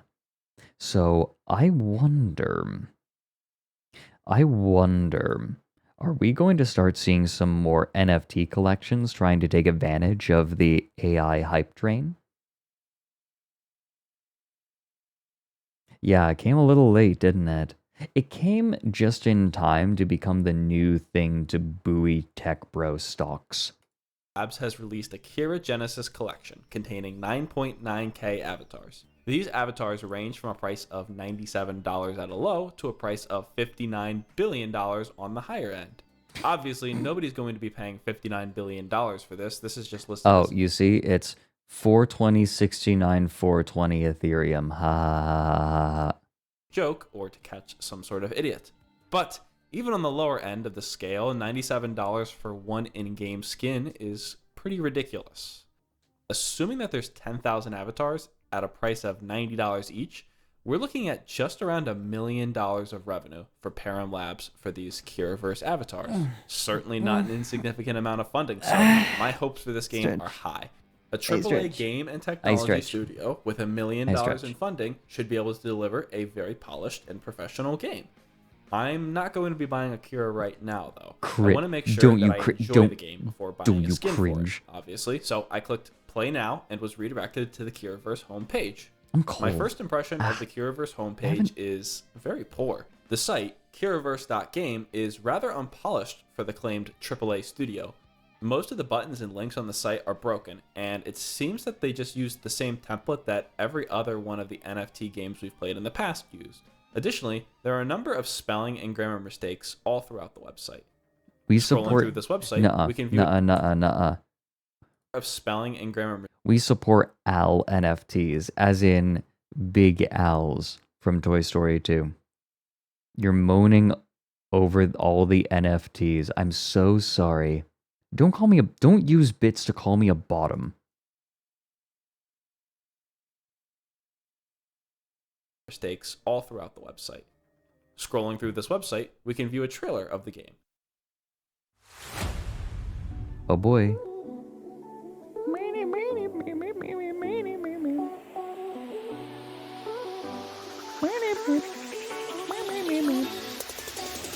Yo, wait a minute. Was she doing a pussy attack? Look. Pussy incoming. She's going to go full Rose Chew and suffocate him in her crotch. Pussy attack. Curaverse promises to launch with 2 game modes, Battle Royale and a Team Deathmatch. Players can unlock in-game achievements to own, purchase, or rent characters, skins, and weapons to enhance their gameplay experience. Here, we see the Kira NFT collection again, and it looks like there's actually 10,001 NFTs in this collection, not 9.9k. One thing I've noticed is that while Curaverse uses the word earn a lot, they always specify that you're earning achievements. Survive to win achievements in the sweepstakes mode. You will earn less achievements for gameplay compared to Kira holders. Okay. Compare this to the other games that we've seen, like Splinterlands, which just go ahead and display earnings in USD equivalents.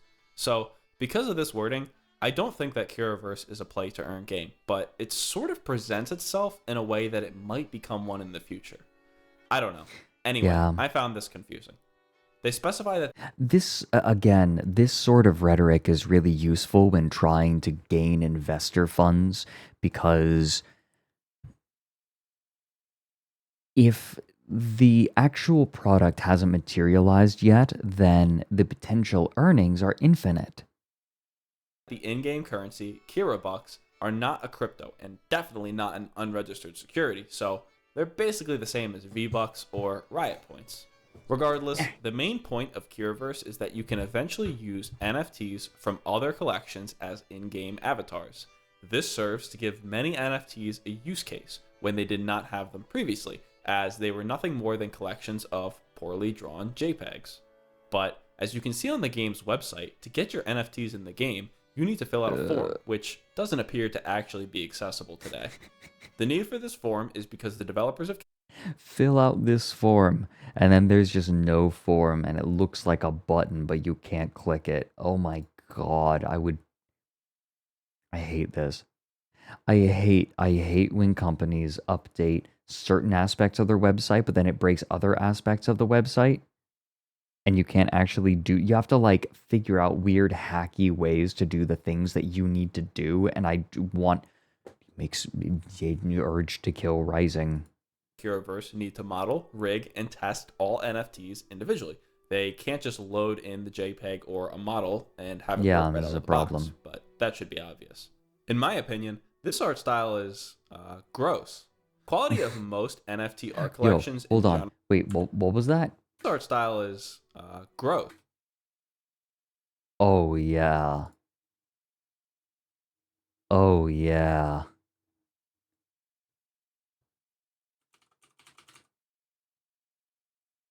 Oh yeah.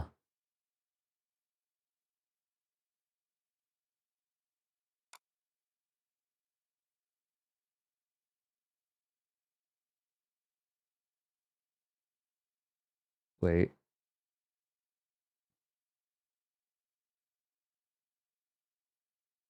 New friend. He's so excited to meet you. He's gonna accompany us on our journey. Quality of most NFT art collections in general is pretty low, since they're mostly just randomly generated characters using a pre-designed set of clothes or facial features or some other aspects. I do disagree with John in this particular regard. I don't think that there is necessarily anything inherently wrong with this method of like making characters, right? I think that the problem is that the desire to make one that looks unique using this system creates let me put it this way. Something that is worth having and something that is worth selling Or, no, hold on. Something that is worth having and something that someone is willing to buy are two different things. Right? And I mean, how many times have you gone out and bought something and been like, wait a minute, I don't actually want this? This was a lesson that I learned when I was very young, when my parents got me a Yu-Gi-Oh! Dual Disc, even though they tried. No, I wanted it for Christmas, and I got it in lieu of something else. And I remember getting it and being like, wait a minute, actually, this kind of blows. They got it for me anyway, and I learned my lesson. But oftentimes, what sells isn't actually what people want. This creates a very disconnected art style when they're all put together in the same world, since the proportions, size, and general style of the avatars can vary wildly between collections. Even though they say maybe some people like that hunk of plastic, right? Like maybe some people enjoyed it. My mom knew me well enough to know that I would not. And I wanted it anyway. That the NFT avatars are only cosmetic, what if the avatar is maybe a thin stick figure? That would be pretty hard to see and aim at in game, wouldn't it? Anyway, I'm interested to see how the mix and match art style actually feels, so we'll talk about that more when we play the game. Continuing down the game's website, we can see the game's roadmap, FAQ, and a blurb discussing the game's partners and previous experience. Wow, employees at Curaverse have worked at Samsung, Google, Apple, Nike, and Atari? Who are these employees at Curaverse anyway? Luminosity? Similar to some of the previous projects Adobe, Apple? the team behind Curaverse is completely anonymous. While they say that they've worked at these places, which mostly are not relevant to gaming anyway, there's no way to prove that. There are no public employees of Luminosity Param Labs is, I think, known. an We Atari. have no idea what country they're from, and there is no single name behind this project. This is immediately very concerning. With the crypto and NFT world being full of scammers and rug pullers, you really can't trust anyone. Now, it's kind of sad that when playing and buying a video game in Web3, the first question you must ask... Web3 is going great. You know what? This is now an ADHD stream. What's happening in Web3 right now? Gala Games suffers a $21 million hack. Okay. Crypto scam money launderer is charged for laundering more than $73 million through Deltec. Okay, so people are being prosecuted for money laundering. Crypto King Aiden Platersky arrested. Didn't we look at this guy a little while ago? Right. Hold on.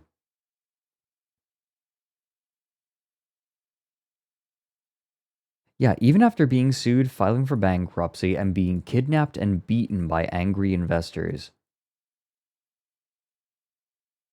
Platersky flaunted his supposed wealth online. People demand Hummingbird Brain and Rockchain. Literally, Rockchain is the worst bit I have ever done. Why is that still in this channel's, like, mind? How has it become a part of this stream's DNA? Rockchain. I put money on Rockchain. Me make fire. Put fire on Rockchain. But what Rockchain do, Og? It on Rockchain. It immutable.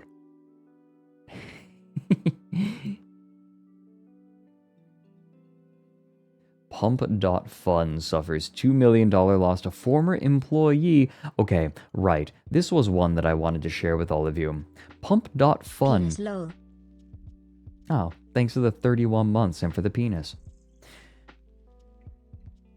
This is kind of interesting. Hey, who's up having fun pumping?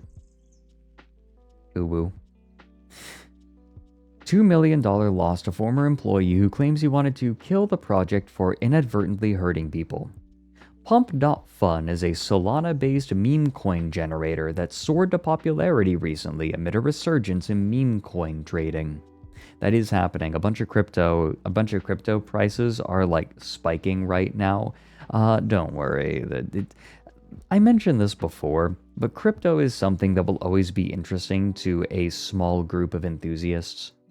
They'll always want to, try to make a bit of money on it. But it all will just end up being a Ponzi scheme. But some people will continue to hold, and then it'll go up, and then it'll go down, and it's just... Money is just going to trade hands constantly. It's basically a casino. Like, crypto is just a casino at this point. Do we know what's causing the spike? I think it's just general interest.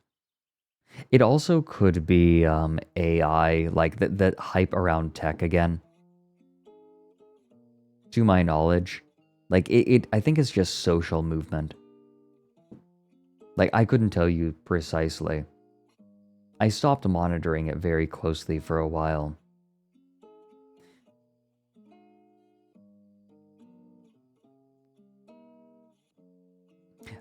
So, on May 16th, the project suffered a $2 million exploit by an attacker who then began airdropping the money to somewhat random wallets. A former employee, whose real identity is known, brazenly took credit for the theft on Twitter. They wrote, "Everybody be cool, this is a robbery. I'm about to change the course of history. Then rot in jail. Am I sane? Nah. Am I well? Very much not. Do I want for anything? My mom raised from the dead, and barring that, life without parole." In a Twitter Spaces chat, the attacker stated that he had worked for the company briefly and that he had grievances against its management. Quote, "I just kind of wanted to kill Pump.Fun because it's something to do. It's inadvertently hurt people for a long time," he said. Pump.Fun paused trading shortly after the attack and stated that they were cooperating with relevant parties, including law enforcement, to minimize the damage. The attacker responded to the post, "Neener, neener, neener." I feel like everyone who is involved in crypto is a little bit immature to some degree. Anyone else feel like... One of the reasons I lost the joy talking about crypto, like, and just keeping up with it, was because eventually it started to feel like a bunch of 5-year-olds just playing in the mud.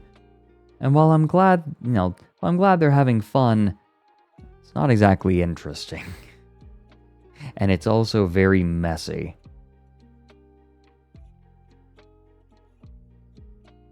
They're all making little castles out of mud and then mushing them. We have a Mevbot exploit. They're indicted for it. But code is law. Oh boy, Mevbots. We have... Oh yeah, this is interesting. This is interesting. So for those who don't know, there are tumblers. You might be wondering, how is crypto money laundered into real money? One of the major ways that they do this is through tumblers. Basically, crypto gets all mixed together, and then you can, with the longer you leave it in the tumbler, moving the money between wallets, the harder it is to trace that money back. And so what people will do is they will do a heist, that they'll steal a bunch of crypto, throw it into one of these tumblers. Some people use it, for just their normally procured, paid for crypto. But it also is how people launder crypto. And then they can eventually sell it for real money.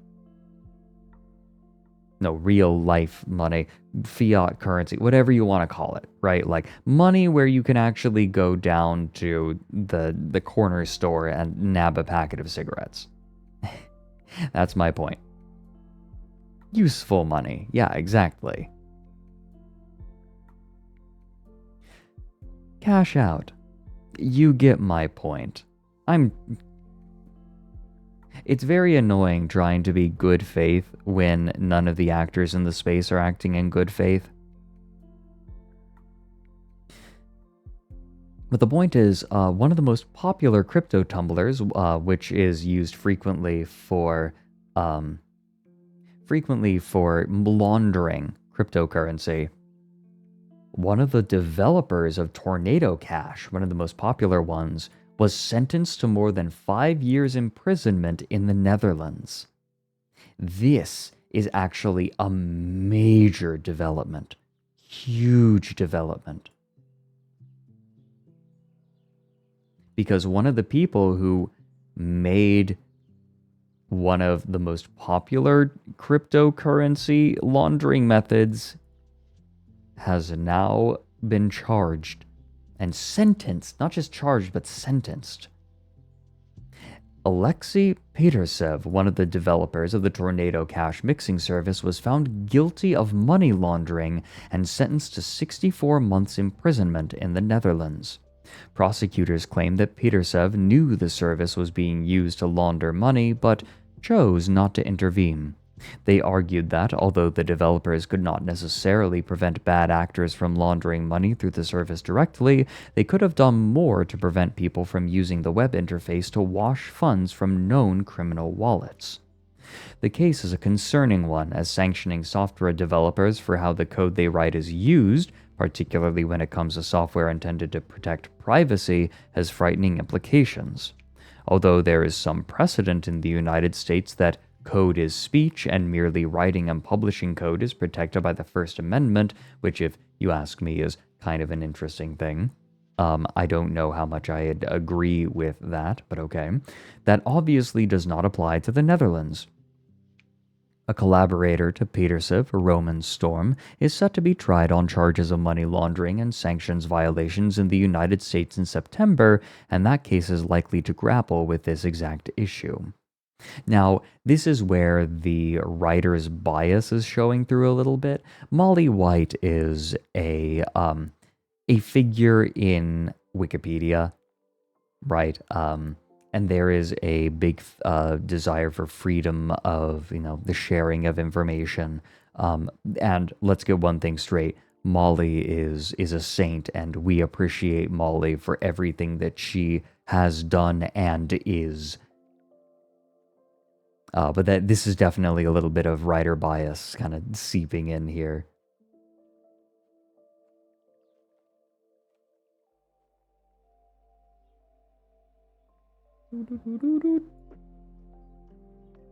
Sun Finance hacked for 20 million. Okay, more hacks.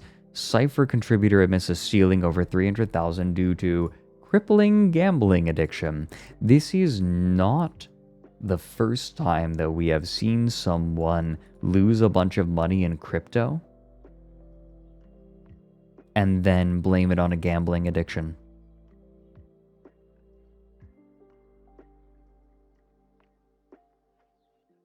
Yeah, Tachyon, the thing is, in terms of law, practicality is not a super big deal. For Alfie, it's because, look, literally right before I started stream, CoffeeZilla posted a video about something that we had talked about on stream, which was an AI thing, and then the dude ended up being involved in a crypto thing as well, because of course they did. Look, there is a logical through line. I promise we did not start with crypto. I promise. Also, hi Alfie. Don't make fun of me. Gotta complete. Fuck off. Bran Alfie. A Wells notice to Robinhood. The SEC believes that some of the assets that can be traded via Robinhood crypto are securities. Oh boy, here we go. I swear to God that there's a logical through line, and it's not my fault. I'm not responsible. It's my stream, but I'm not responsible. Yeah, coffee. We talked about it because for those who missed it earlier, I did talk about how I discovered, like, Indy, doesn't want to draw attention to him, but I discovered Indy's stalker and dug into that last night. That's why I was 20 minutes late to stream, because I woke up late because I was up late last night digging into Indy's stalker. It's even worse. I watched his reaction to the videos. It was very bad because it turns out that Indy's stalker is also a micro lolcow and has a viewership that it consists entirely of people who are there to like watch this man fail. A lol calf. No, it just doesn't give much milk. It was actually his enthusiasts who shared Indy's video with him and said, "Wait a minute, is this you?" A lot of people in the crypto space are actually getting indicted, which is interesting to me, and sentenced. That's the big thing. Not just indicted, but sentenced. Cred. Could you imagine being a cryptocurrency lending service? What a nightmare that would be. I remember Kodiak Bricks helped give us a little bit of info on a company that was doing some interesting practices. Had a interesting history. Yeah, who you? I mean, I wouldn't you.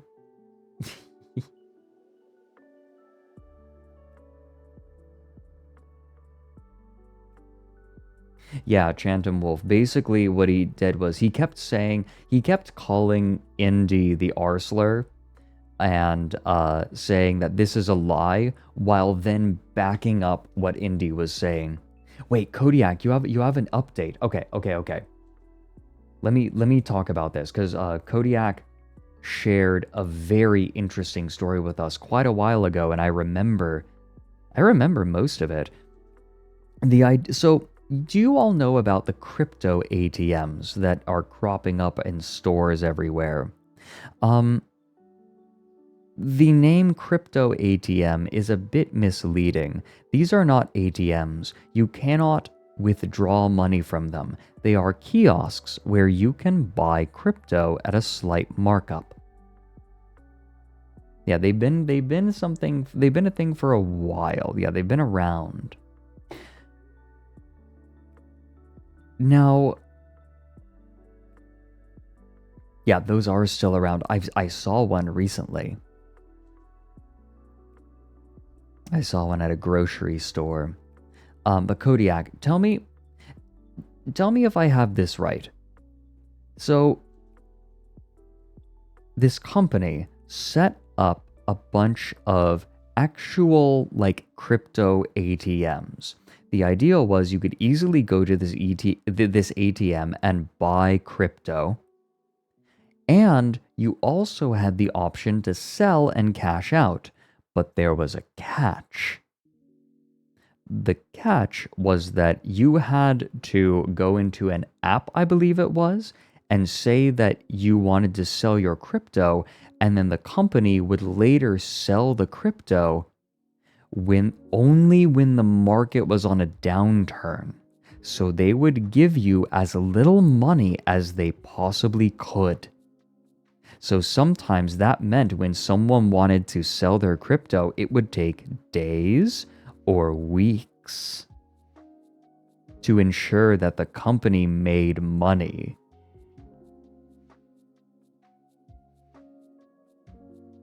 Oh no, Kodiak, I can see you. I'm picking you out. You have a noticeable badge. It was an interesting process, and my understanding was that the company went bankrupt. Isn't that illegal? I don't know. Sometimes months. Okay, Kodiak, I couldn't recall if it really was that long sometimes, but the idea was you could, once they gave you the go-ahead, you could go to this kiosk and retrieve your money. However, you could only retrieve your money when they gave you the go-ahead and they sold your crypto, usually when they sold it for far less than you had paid for it. It was how they guaranteed profit. The company has all of that in their terms of service. They told you explicitly how they made money. Oh, I see, Kodiak. God. Okay, so Kodiak mentioned that there was a small update to this company. Now, they went bankrupt, but they said some companies have bought the old CoinCloud kiosks and have just slapped new logos on there. So the grift is the same, but with a new name.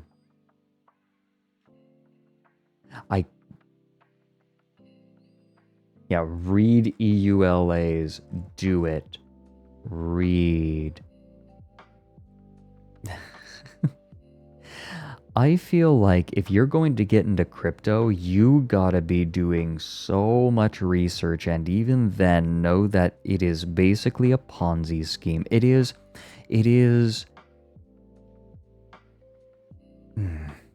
Nothing of value is being made. You need to understand that the only thing that's happening is that money is changing hands.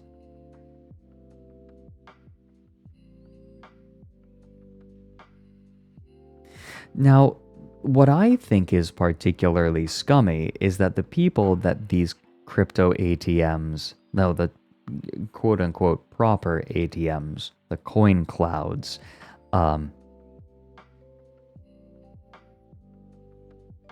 they are targeting a specific demographic. As I recall, Kodiak, you were going out into the boonies.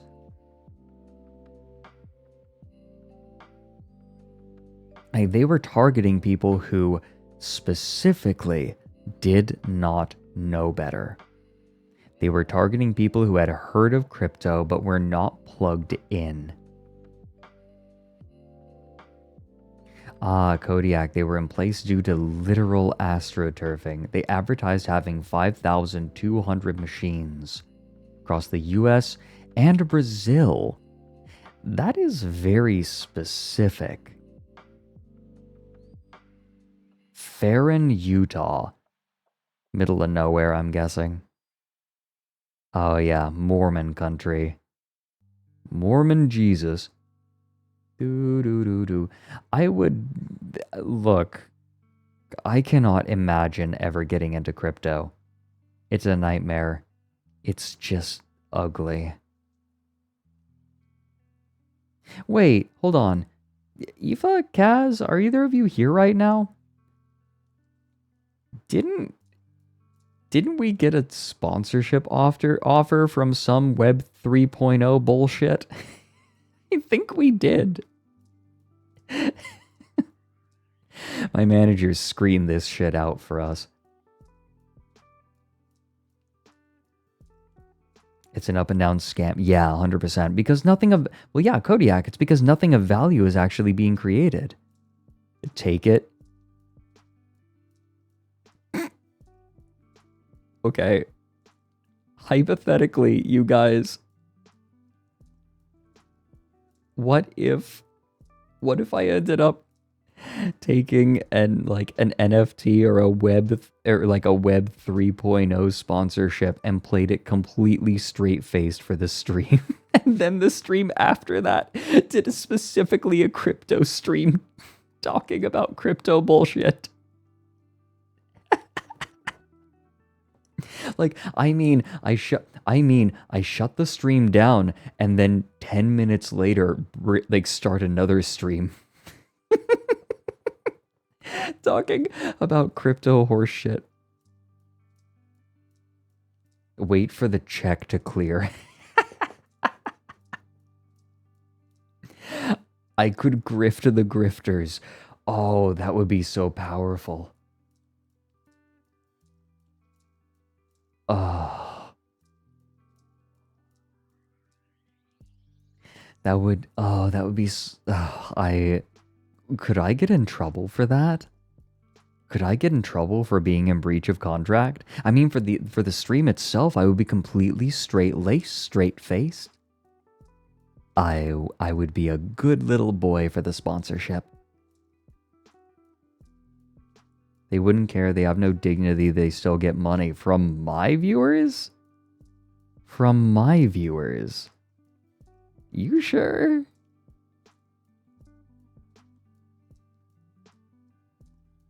Wait, Kodiak. They didn't ask for credentials on your... Are you serious? Oh my god. I remember you saying that, like, this is a whole kind of, like, not really scam, but a crime where you just come in wearing official looking clothes. I remember, right, there's a saying that if you carry a ladder anywhere, people will let you in because they just assume that you're supposed to be there. Yeah, Starry, it would draw the wrong crowd, but don't worry, we would immediately cleanse ourselves with the stream after that. Event staff t-shirts. Oh yeah. You need a custom t-shirt. I think that, like, a custom t-shirt with something on it is the way to go, right? Yeah, Kodiak, I remember you saying that. You have a vest and a firearm. You need them. What do you carry? I'm curious.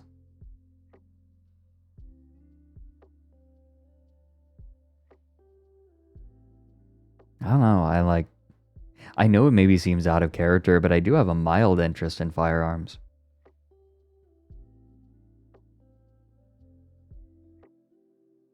Okay. I had the chance to see a gun that someone made using partially 3D printed parts. And he assembled it himself. He 3D printed the parts and then got all of the other bits and attached them on. Pretty cool. It was pretty nice construction, too. Is that legal? Yes, it is. I think you need some permits for it, maybe. 3D printed guns are like a huge thing, though, especially in Europe.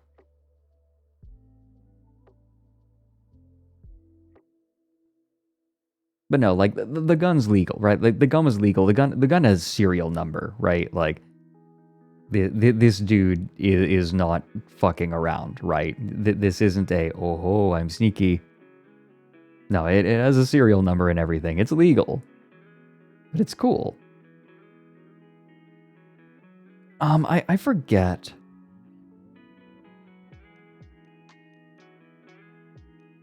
I forget what it was, unfortunately.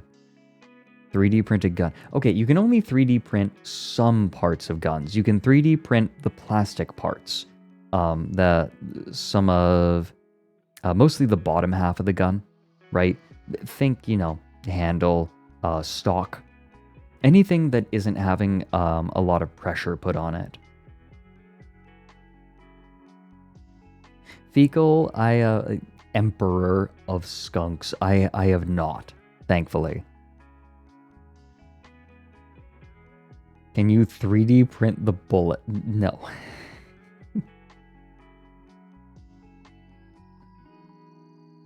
Wouldn't a fully 3D printed gun... Yeah, you can't 3D print the barrel. You can't 3D print the bullets. And the mechanism, if it's a semi-auto. I don't think you can 3D print the auto-loading mechanism.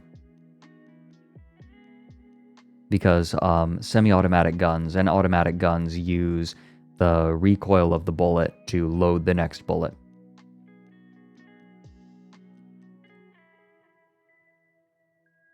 Can I print parents who actually love me? I believe in you. I don't think you can, but you can watch VTubers.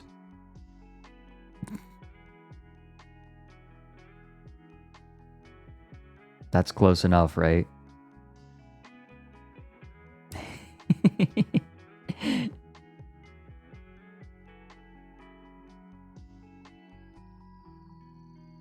3D printed gun.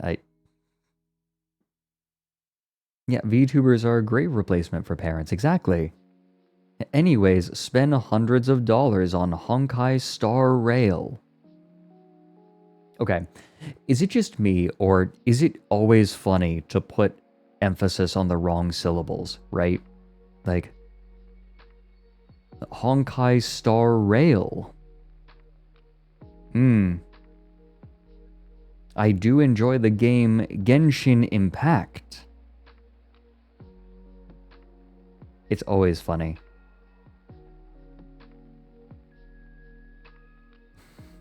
More like parent social. Okay, I'm pinning that.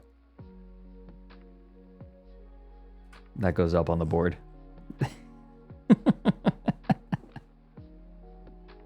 That's pretty good. I will give you that one.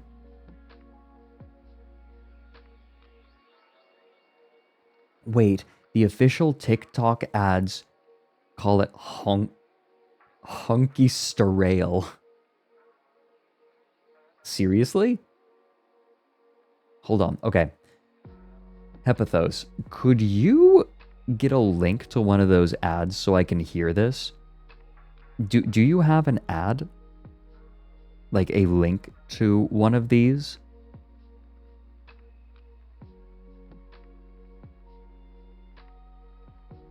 Because I want to see this now. This sounds... Okay, yeah. If you find it, we'll give you permissions. We'll give you link permissions.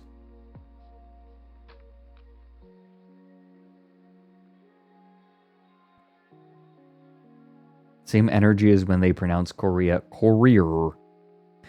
It was the Vice documentary where they had videos, propaganda videos made by North Korea, and the English was mostly good, the pronunciation was mostly fine, but then they always called it courier. And it has never left my head since then. It's like how Steve Brule would pronounce it. Hey there. I'm going into North Korea. Has Mary forced you to play it yet? Well, like, I'm gonna play it when I get to when I get to my proper beefcake computer.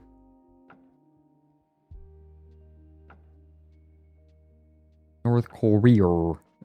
Yeah, for your health. Living on a North Korean diet. That's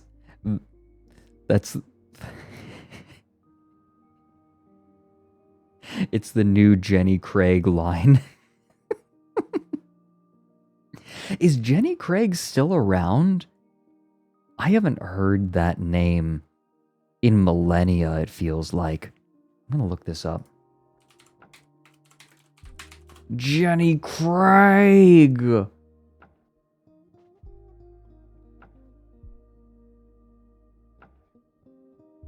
They're apparently still around.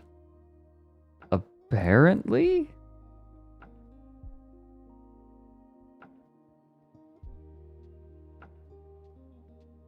Chikuns, I try to be safe with that. I have not watched Jenny Nicholson's video yet. There's a part of me... Okay, so it's 4 hours long.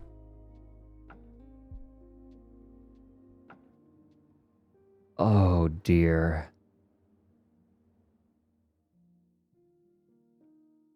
Do we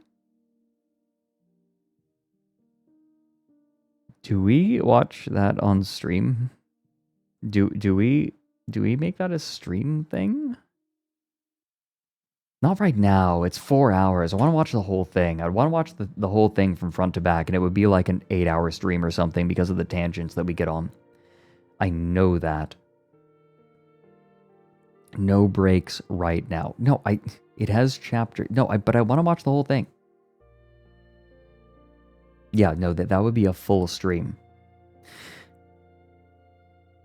What did I have? I need to put together my schedule for this week. Let me double check what I had.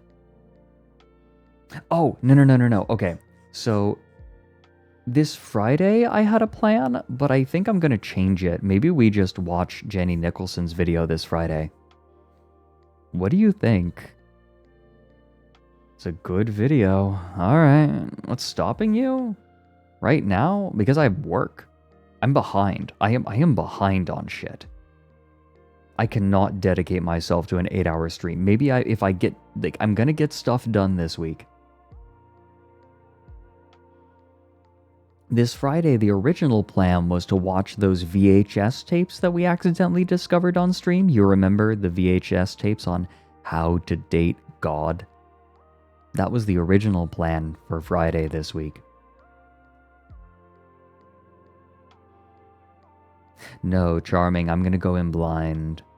I did see in chat people saying that the ticket to the Star Wars, Star Wars spaceship experience was $6,000?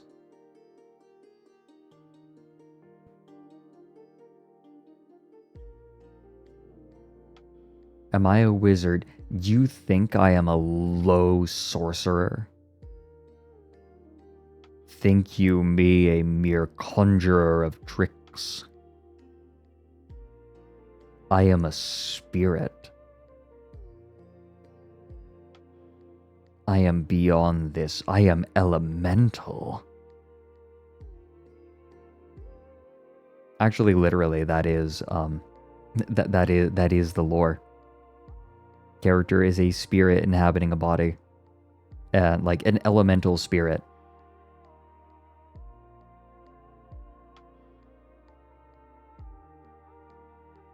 Can I make clouds disappear? That skill evades me. Only a true master can make clouds disappear.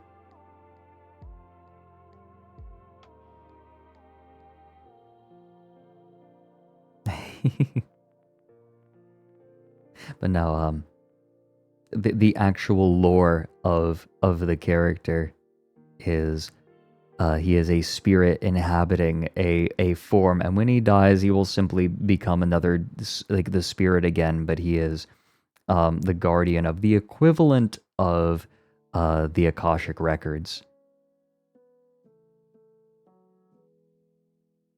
Driftwood with a funny rock. Yeah, and the rock is my nuts. It's a big rock.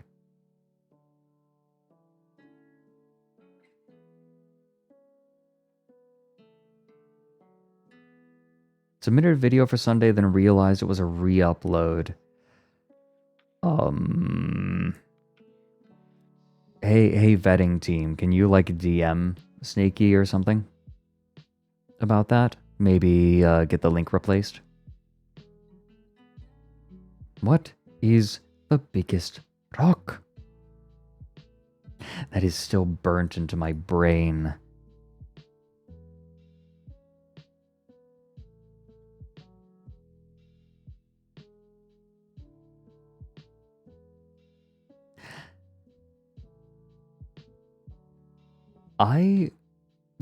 There is no way that I can watch Porkin' Across America on this stream again, but I am absolutely willing to subject other people on their streams to Porkin' Across America.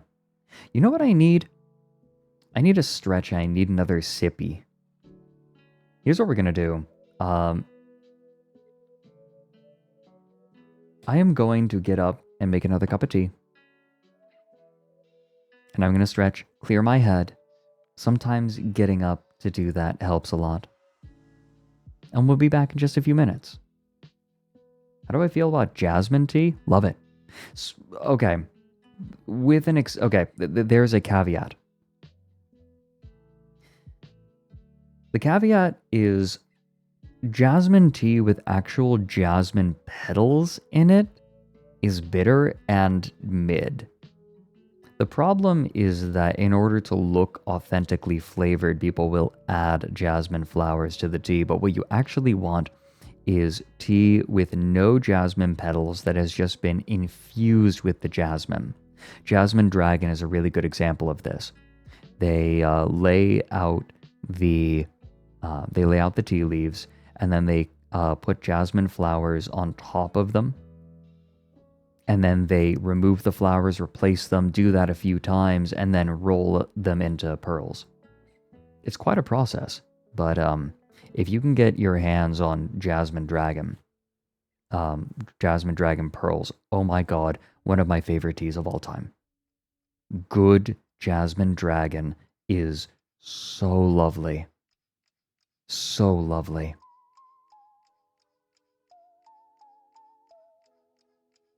Hard recommend. Okay. Hey, I'm gonna make tea. We'll be back in just a couple of minutes. Stand up, stretch your legs, stretch your arms, get yourself a sippy.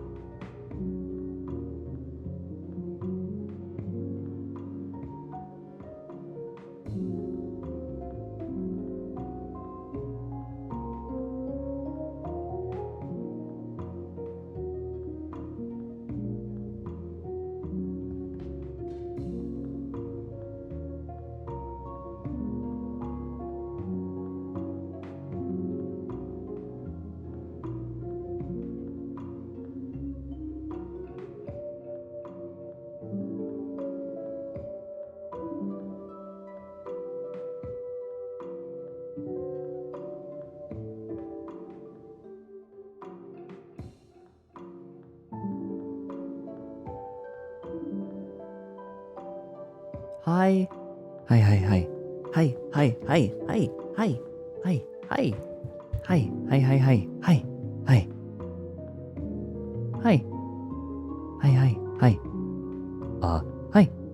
There we go. Hi, I'm back. Yeah, the water was already warm, so it didn't take terribly long. I was having a thought while I was up. What if...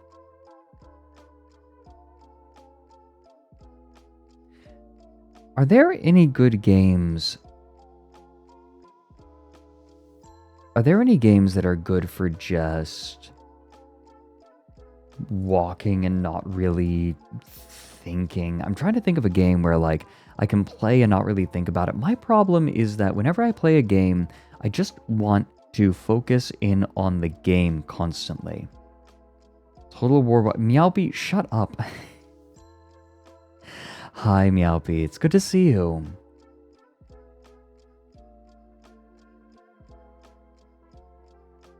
Oh, Meowpie. Message me and let's set a day to play Total Warhammer together. I want to play, I want to play, I want to play. We've been talking about it for a million years and then we just like don't message each other. If you haven't seen Meowpenheimer, I keep forgetting to do shoutouts. Can we give a shout out to Meowpie? Probably like with RuneScape. I don't know. Like my problem is that whenever I play a game, I just get too honed in on it. Get in on the dinosaur game with Meowpie.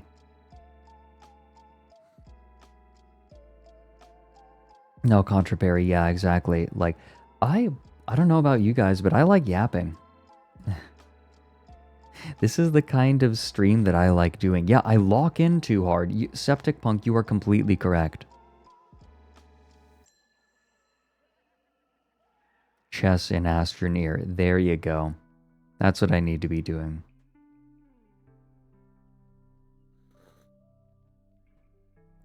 Chance of Shinar. Where do I recognize that name? Yeah, Macroglossum I saw.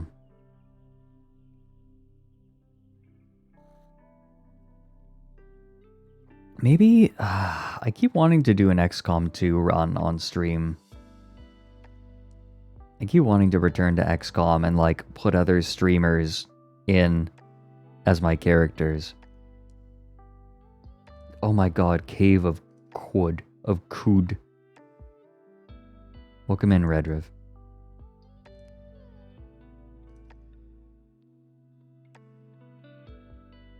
Play it with the furry mod. There's a furry mod?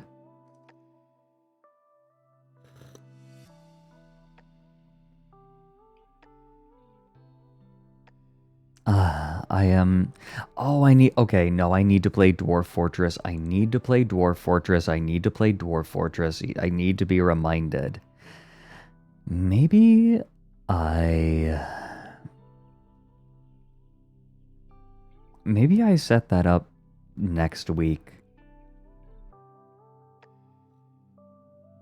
I know people have been wanting me to play Dwarf Fortress for a long time. Oh no, Grizzly Boar, I've played Sunshine Heavy Industries. I sometimes put on the soundtrack. Stark Raven. I've not played Tunic. My problem is that I'm just not a game streamer. I lock in, I get focused. I wanna play game.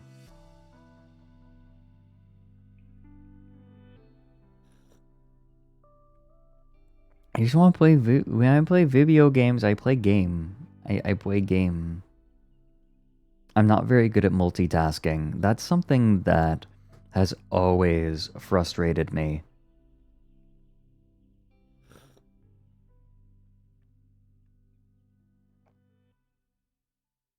I've heard Tunic is very good and that I should go in blind. Fortunately, I have purposefully avoided spoilers. I have purposefully stayed away.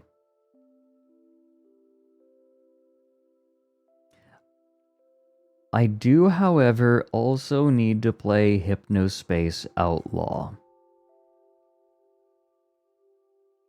I have it. There's no reason that I can't play it, and it is written by friend of the stream, Xalavier Nelson.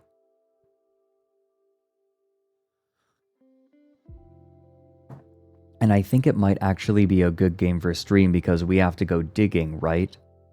It sort of is tied in with my rabbit hole instincts.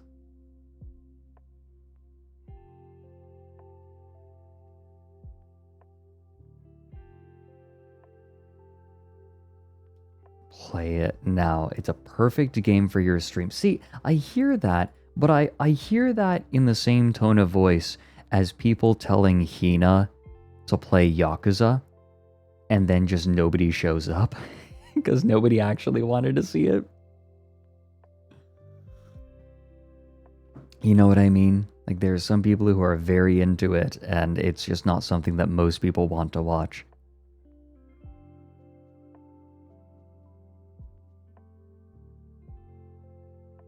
Abzu. I've played Abzu.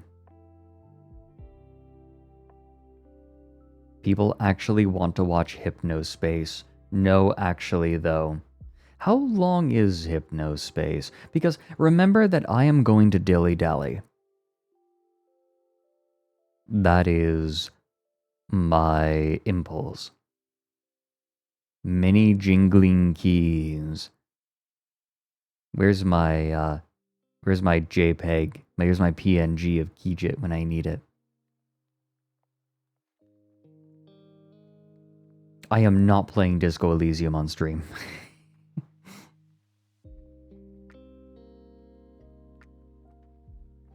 It's short-ish. Hypnospace, it's like 8 to 10 hours.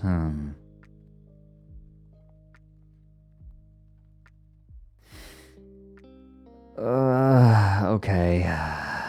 Okay. Against my better judgment, I will find time. I will find time for Hypnospace. Okay.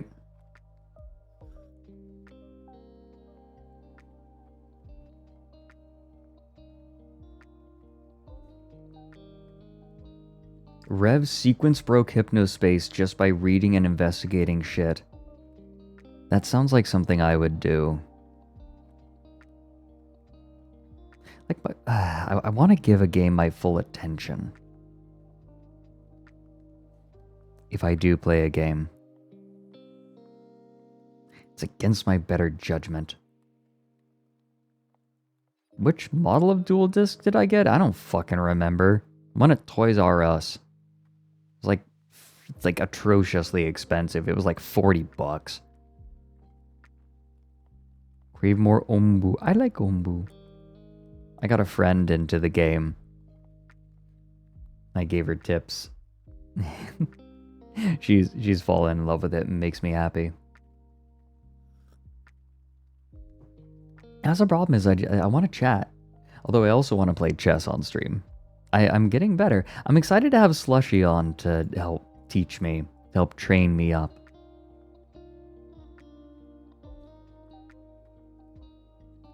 Gotcha, Charming. Okay, I can just enjoy the website as it is. It's not good stream material if your audience isn't ready for it. Okay.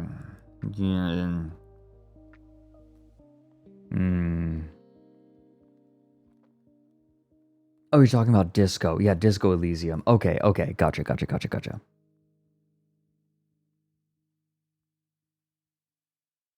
I'm looking through what I have. I think...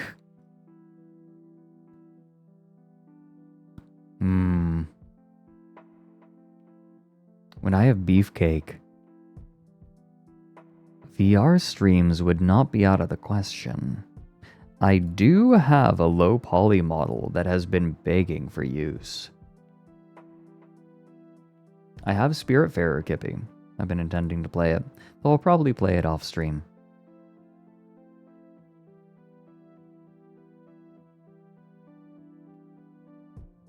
I think...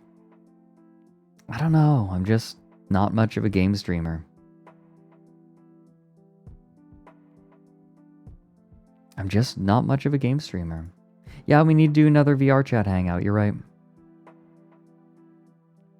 Yeah, the problem is I just get too buried in. Like, what games could I play that would actually work for that? Right, like, what game? It would have to be a game I played, like, way too much of. I think the idea of an XCOM run with friends as the characters is good.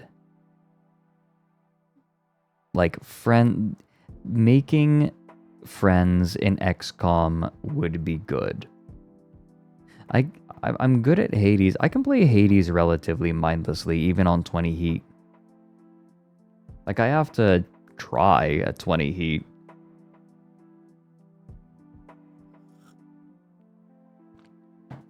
Okay, if a friend dies in XCOM, I have to ban them.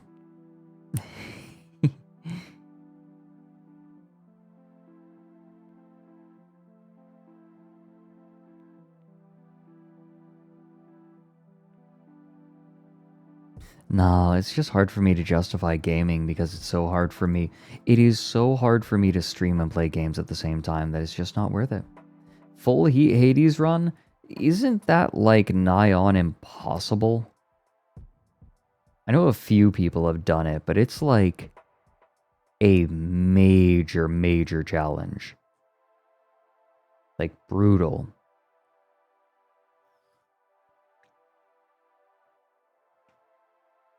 Oh, I still have the Gunt picture of Mike.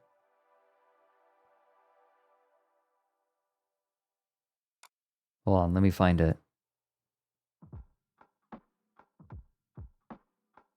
I still have Mike's Gunt. Let me look. It's got to be in here somewhere. I'm in downloads?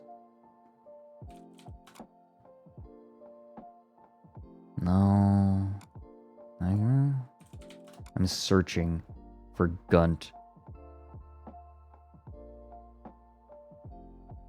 I'm like searching my drive for Gunt, and it's not turning up anything. Maybe I didn't save it as Gunt. Maybe I saved it as something else. It's gotta be in here somewhere, right?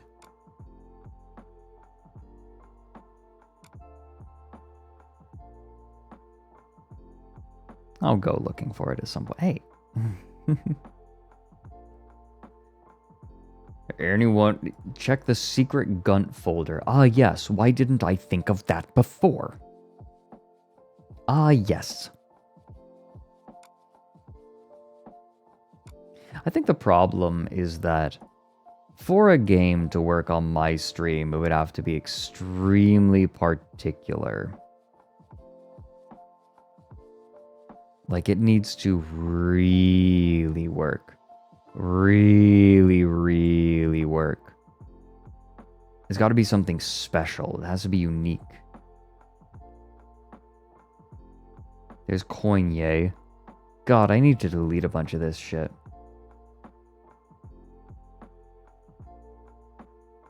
What is this that I saved? I saved a Twitter reply? What is that? I'm going to open it and take a look.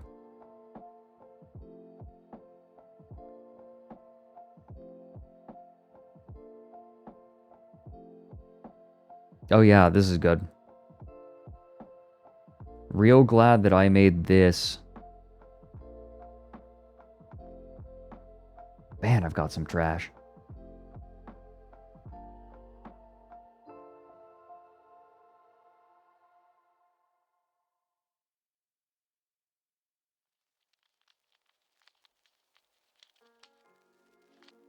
Oh, I've got this too. Wait, did it not? Oh, I don't think it likes it. Oh, it's a WebP. Fucking, why does WebP not work for anything? Am I the only person who's noticed that? I know that Mike hates it. It feels like WebP. I understand that WebP was supposed to be a more efficient file storage method, but I feel like it just doesn't work in the majority of situations, right? Oh, here we go. I think that this works. There we go.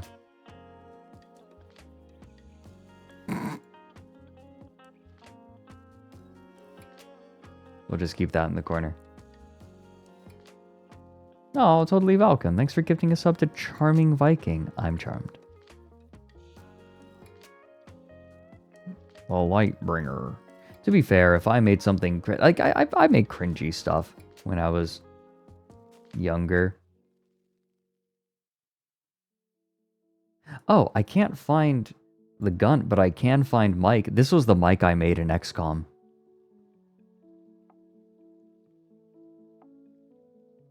I think I made a pretty good Mike.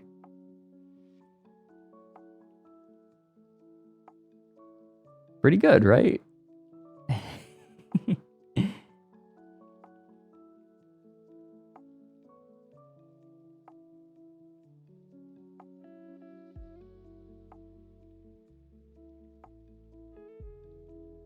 I'm going nuts. Where did I put Mike's Gunt? Where did I put Mike's Gunt? I found it on accident the other day. Like, I rediscovered Mike's Gunt. Itchy. Okay.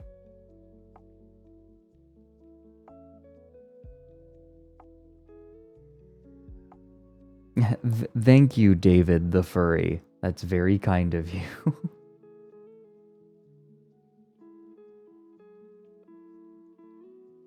I hope you have a lovely day as well.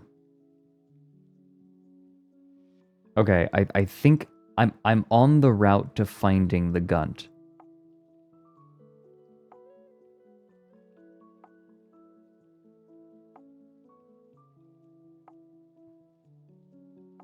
I'm sniffing it out. This will not be worth it.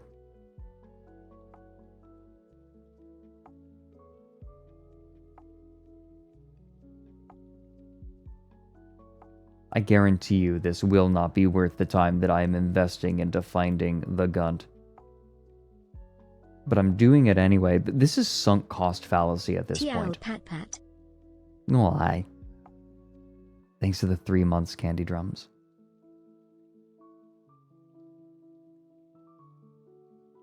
There's the Cathedral of Misogyny.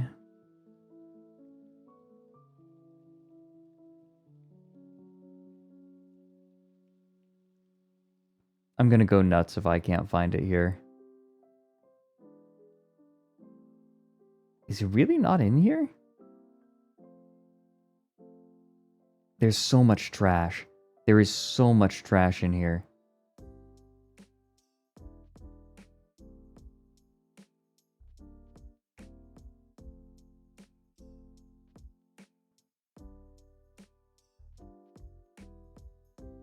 I need the Gunt now. Like, it has become a mighty need.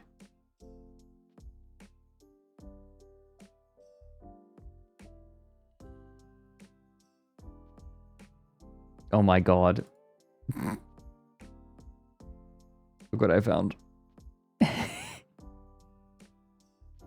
I don't think I have... Do I even have the Arsler anymore? Thanks for the bits, Jordan. Don't you name your files? No. No. Why would I do that? Why would I ever come up with any sort of organization? The problem is I download images and I'm like, okay, I'll just use this once, and then I never delete them. That's the primary problem.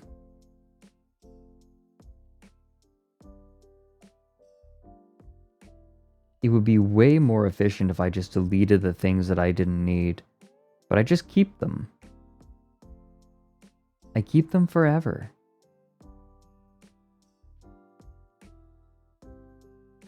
See, sometimes there's stuff that I'm proud of, like this.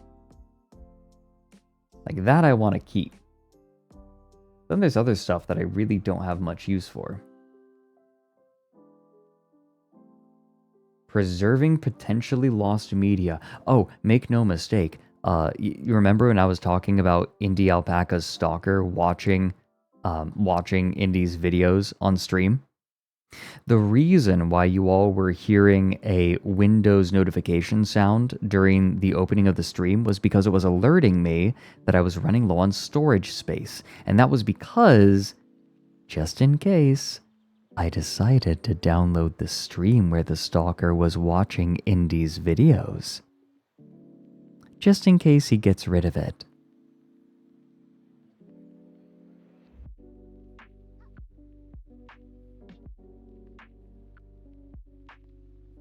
What am I going to use it for? I don't know. I don't know. It won't be in recent files, I guarantee it. Ah, well. This isn't worth it. Is it admissible in a court of law? It's a video of him. Oh my gosh. Hype Train. Oh, Jamie Chaos. Thanks for the 5 months. Thank you very much. Have you tried using a flash drive? No. Let me do a little bit of cleaning here. I will actually clean my OBS. I'm trying not to leave stuff in the scenes in OBS. Because last time I did, it just got unworkable. Completely unworkable. Why the Onceler on screen? Because I needed that image a while ago. So that I could combine the upper half of the Onceler with the lower half of Axel and Harlem. So that I could make the Arsler. The Onceler with a giant arse. There we go.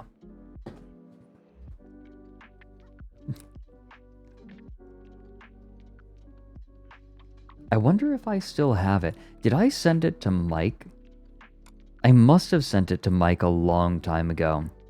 Did I take a screenshot of it is the big question.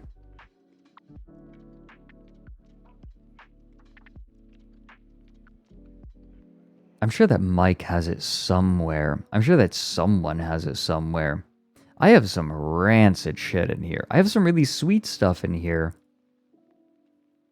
But I also have some rancid shit. Oh, yeah. Just looking through my old folders is kind of fun. He can scream until he passes out for all I care.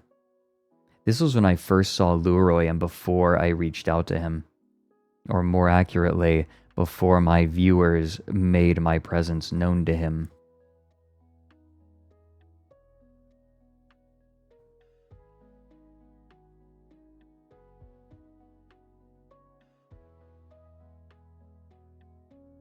No, it's not in there, I don't think. I could check, but... Nope, not there. He can scream until he passes out for all I care. Yeah, chat made me a friend. If it weren't for chat, I would not know Leroy. A very close friend. A very dear ferret. A good fellow. What is this? Reviews. Guys, don't listen to him. He's a furry. Shut. Shush. Shush. Shush. Shush. Shush. Okay.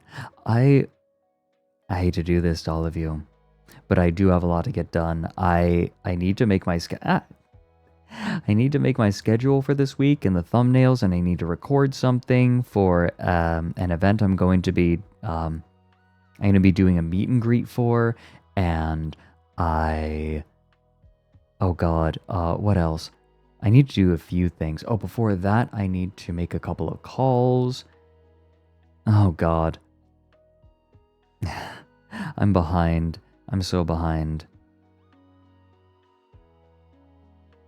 So, I am afraid that I am going to have to take my leave. Thank you, everyone.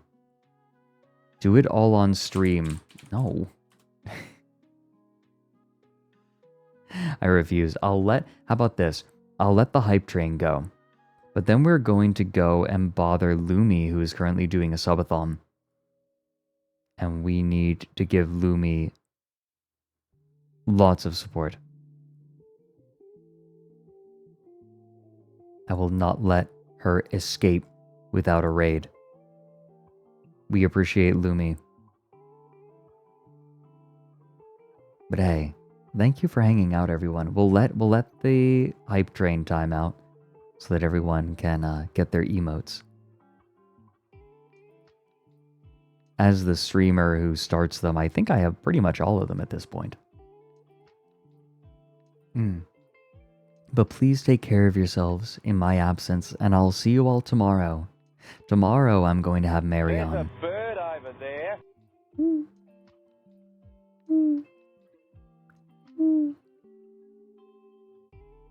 Raid message. Ooh yeah, what's our raid message?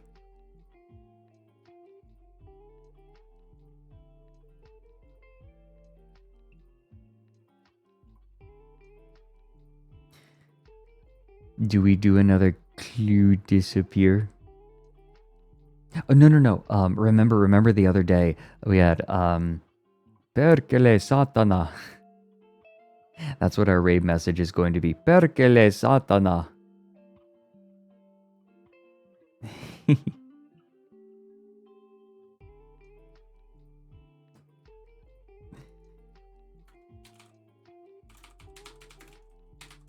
Here we go. That is that is our raid message.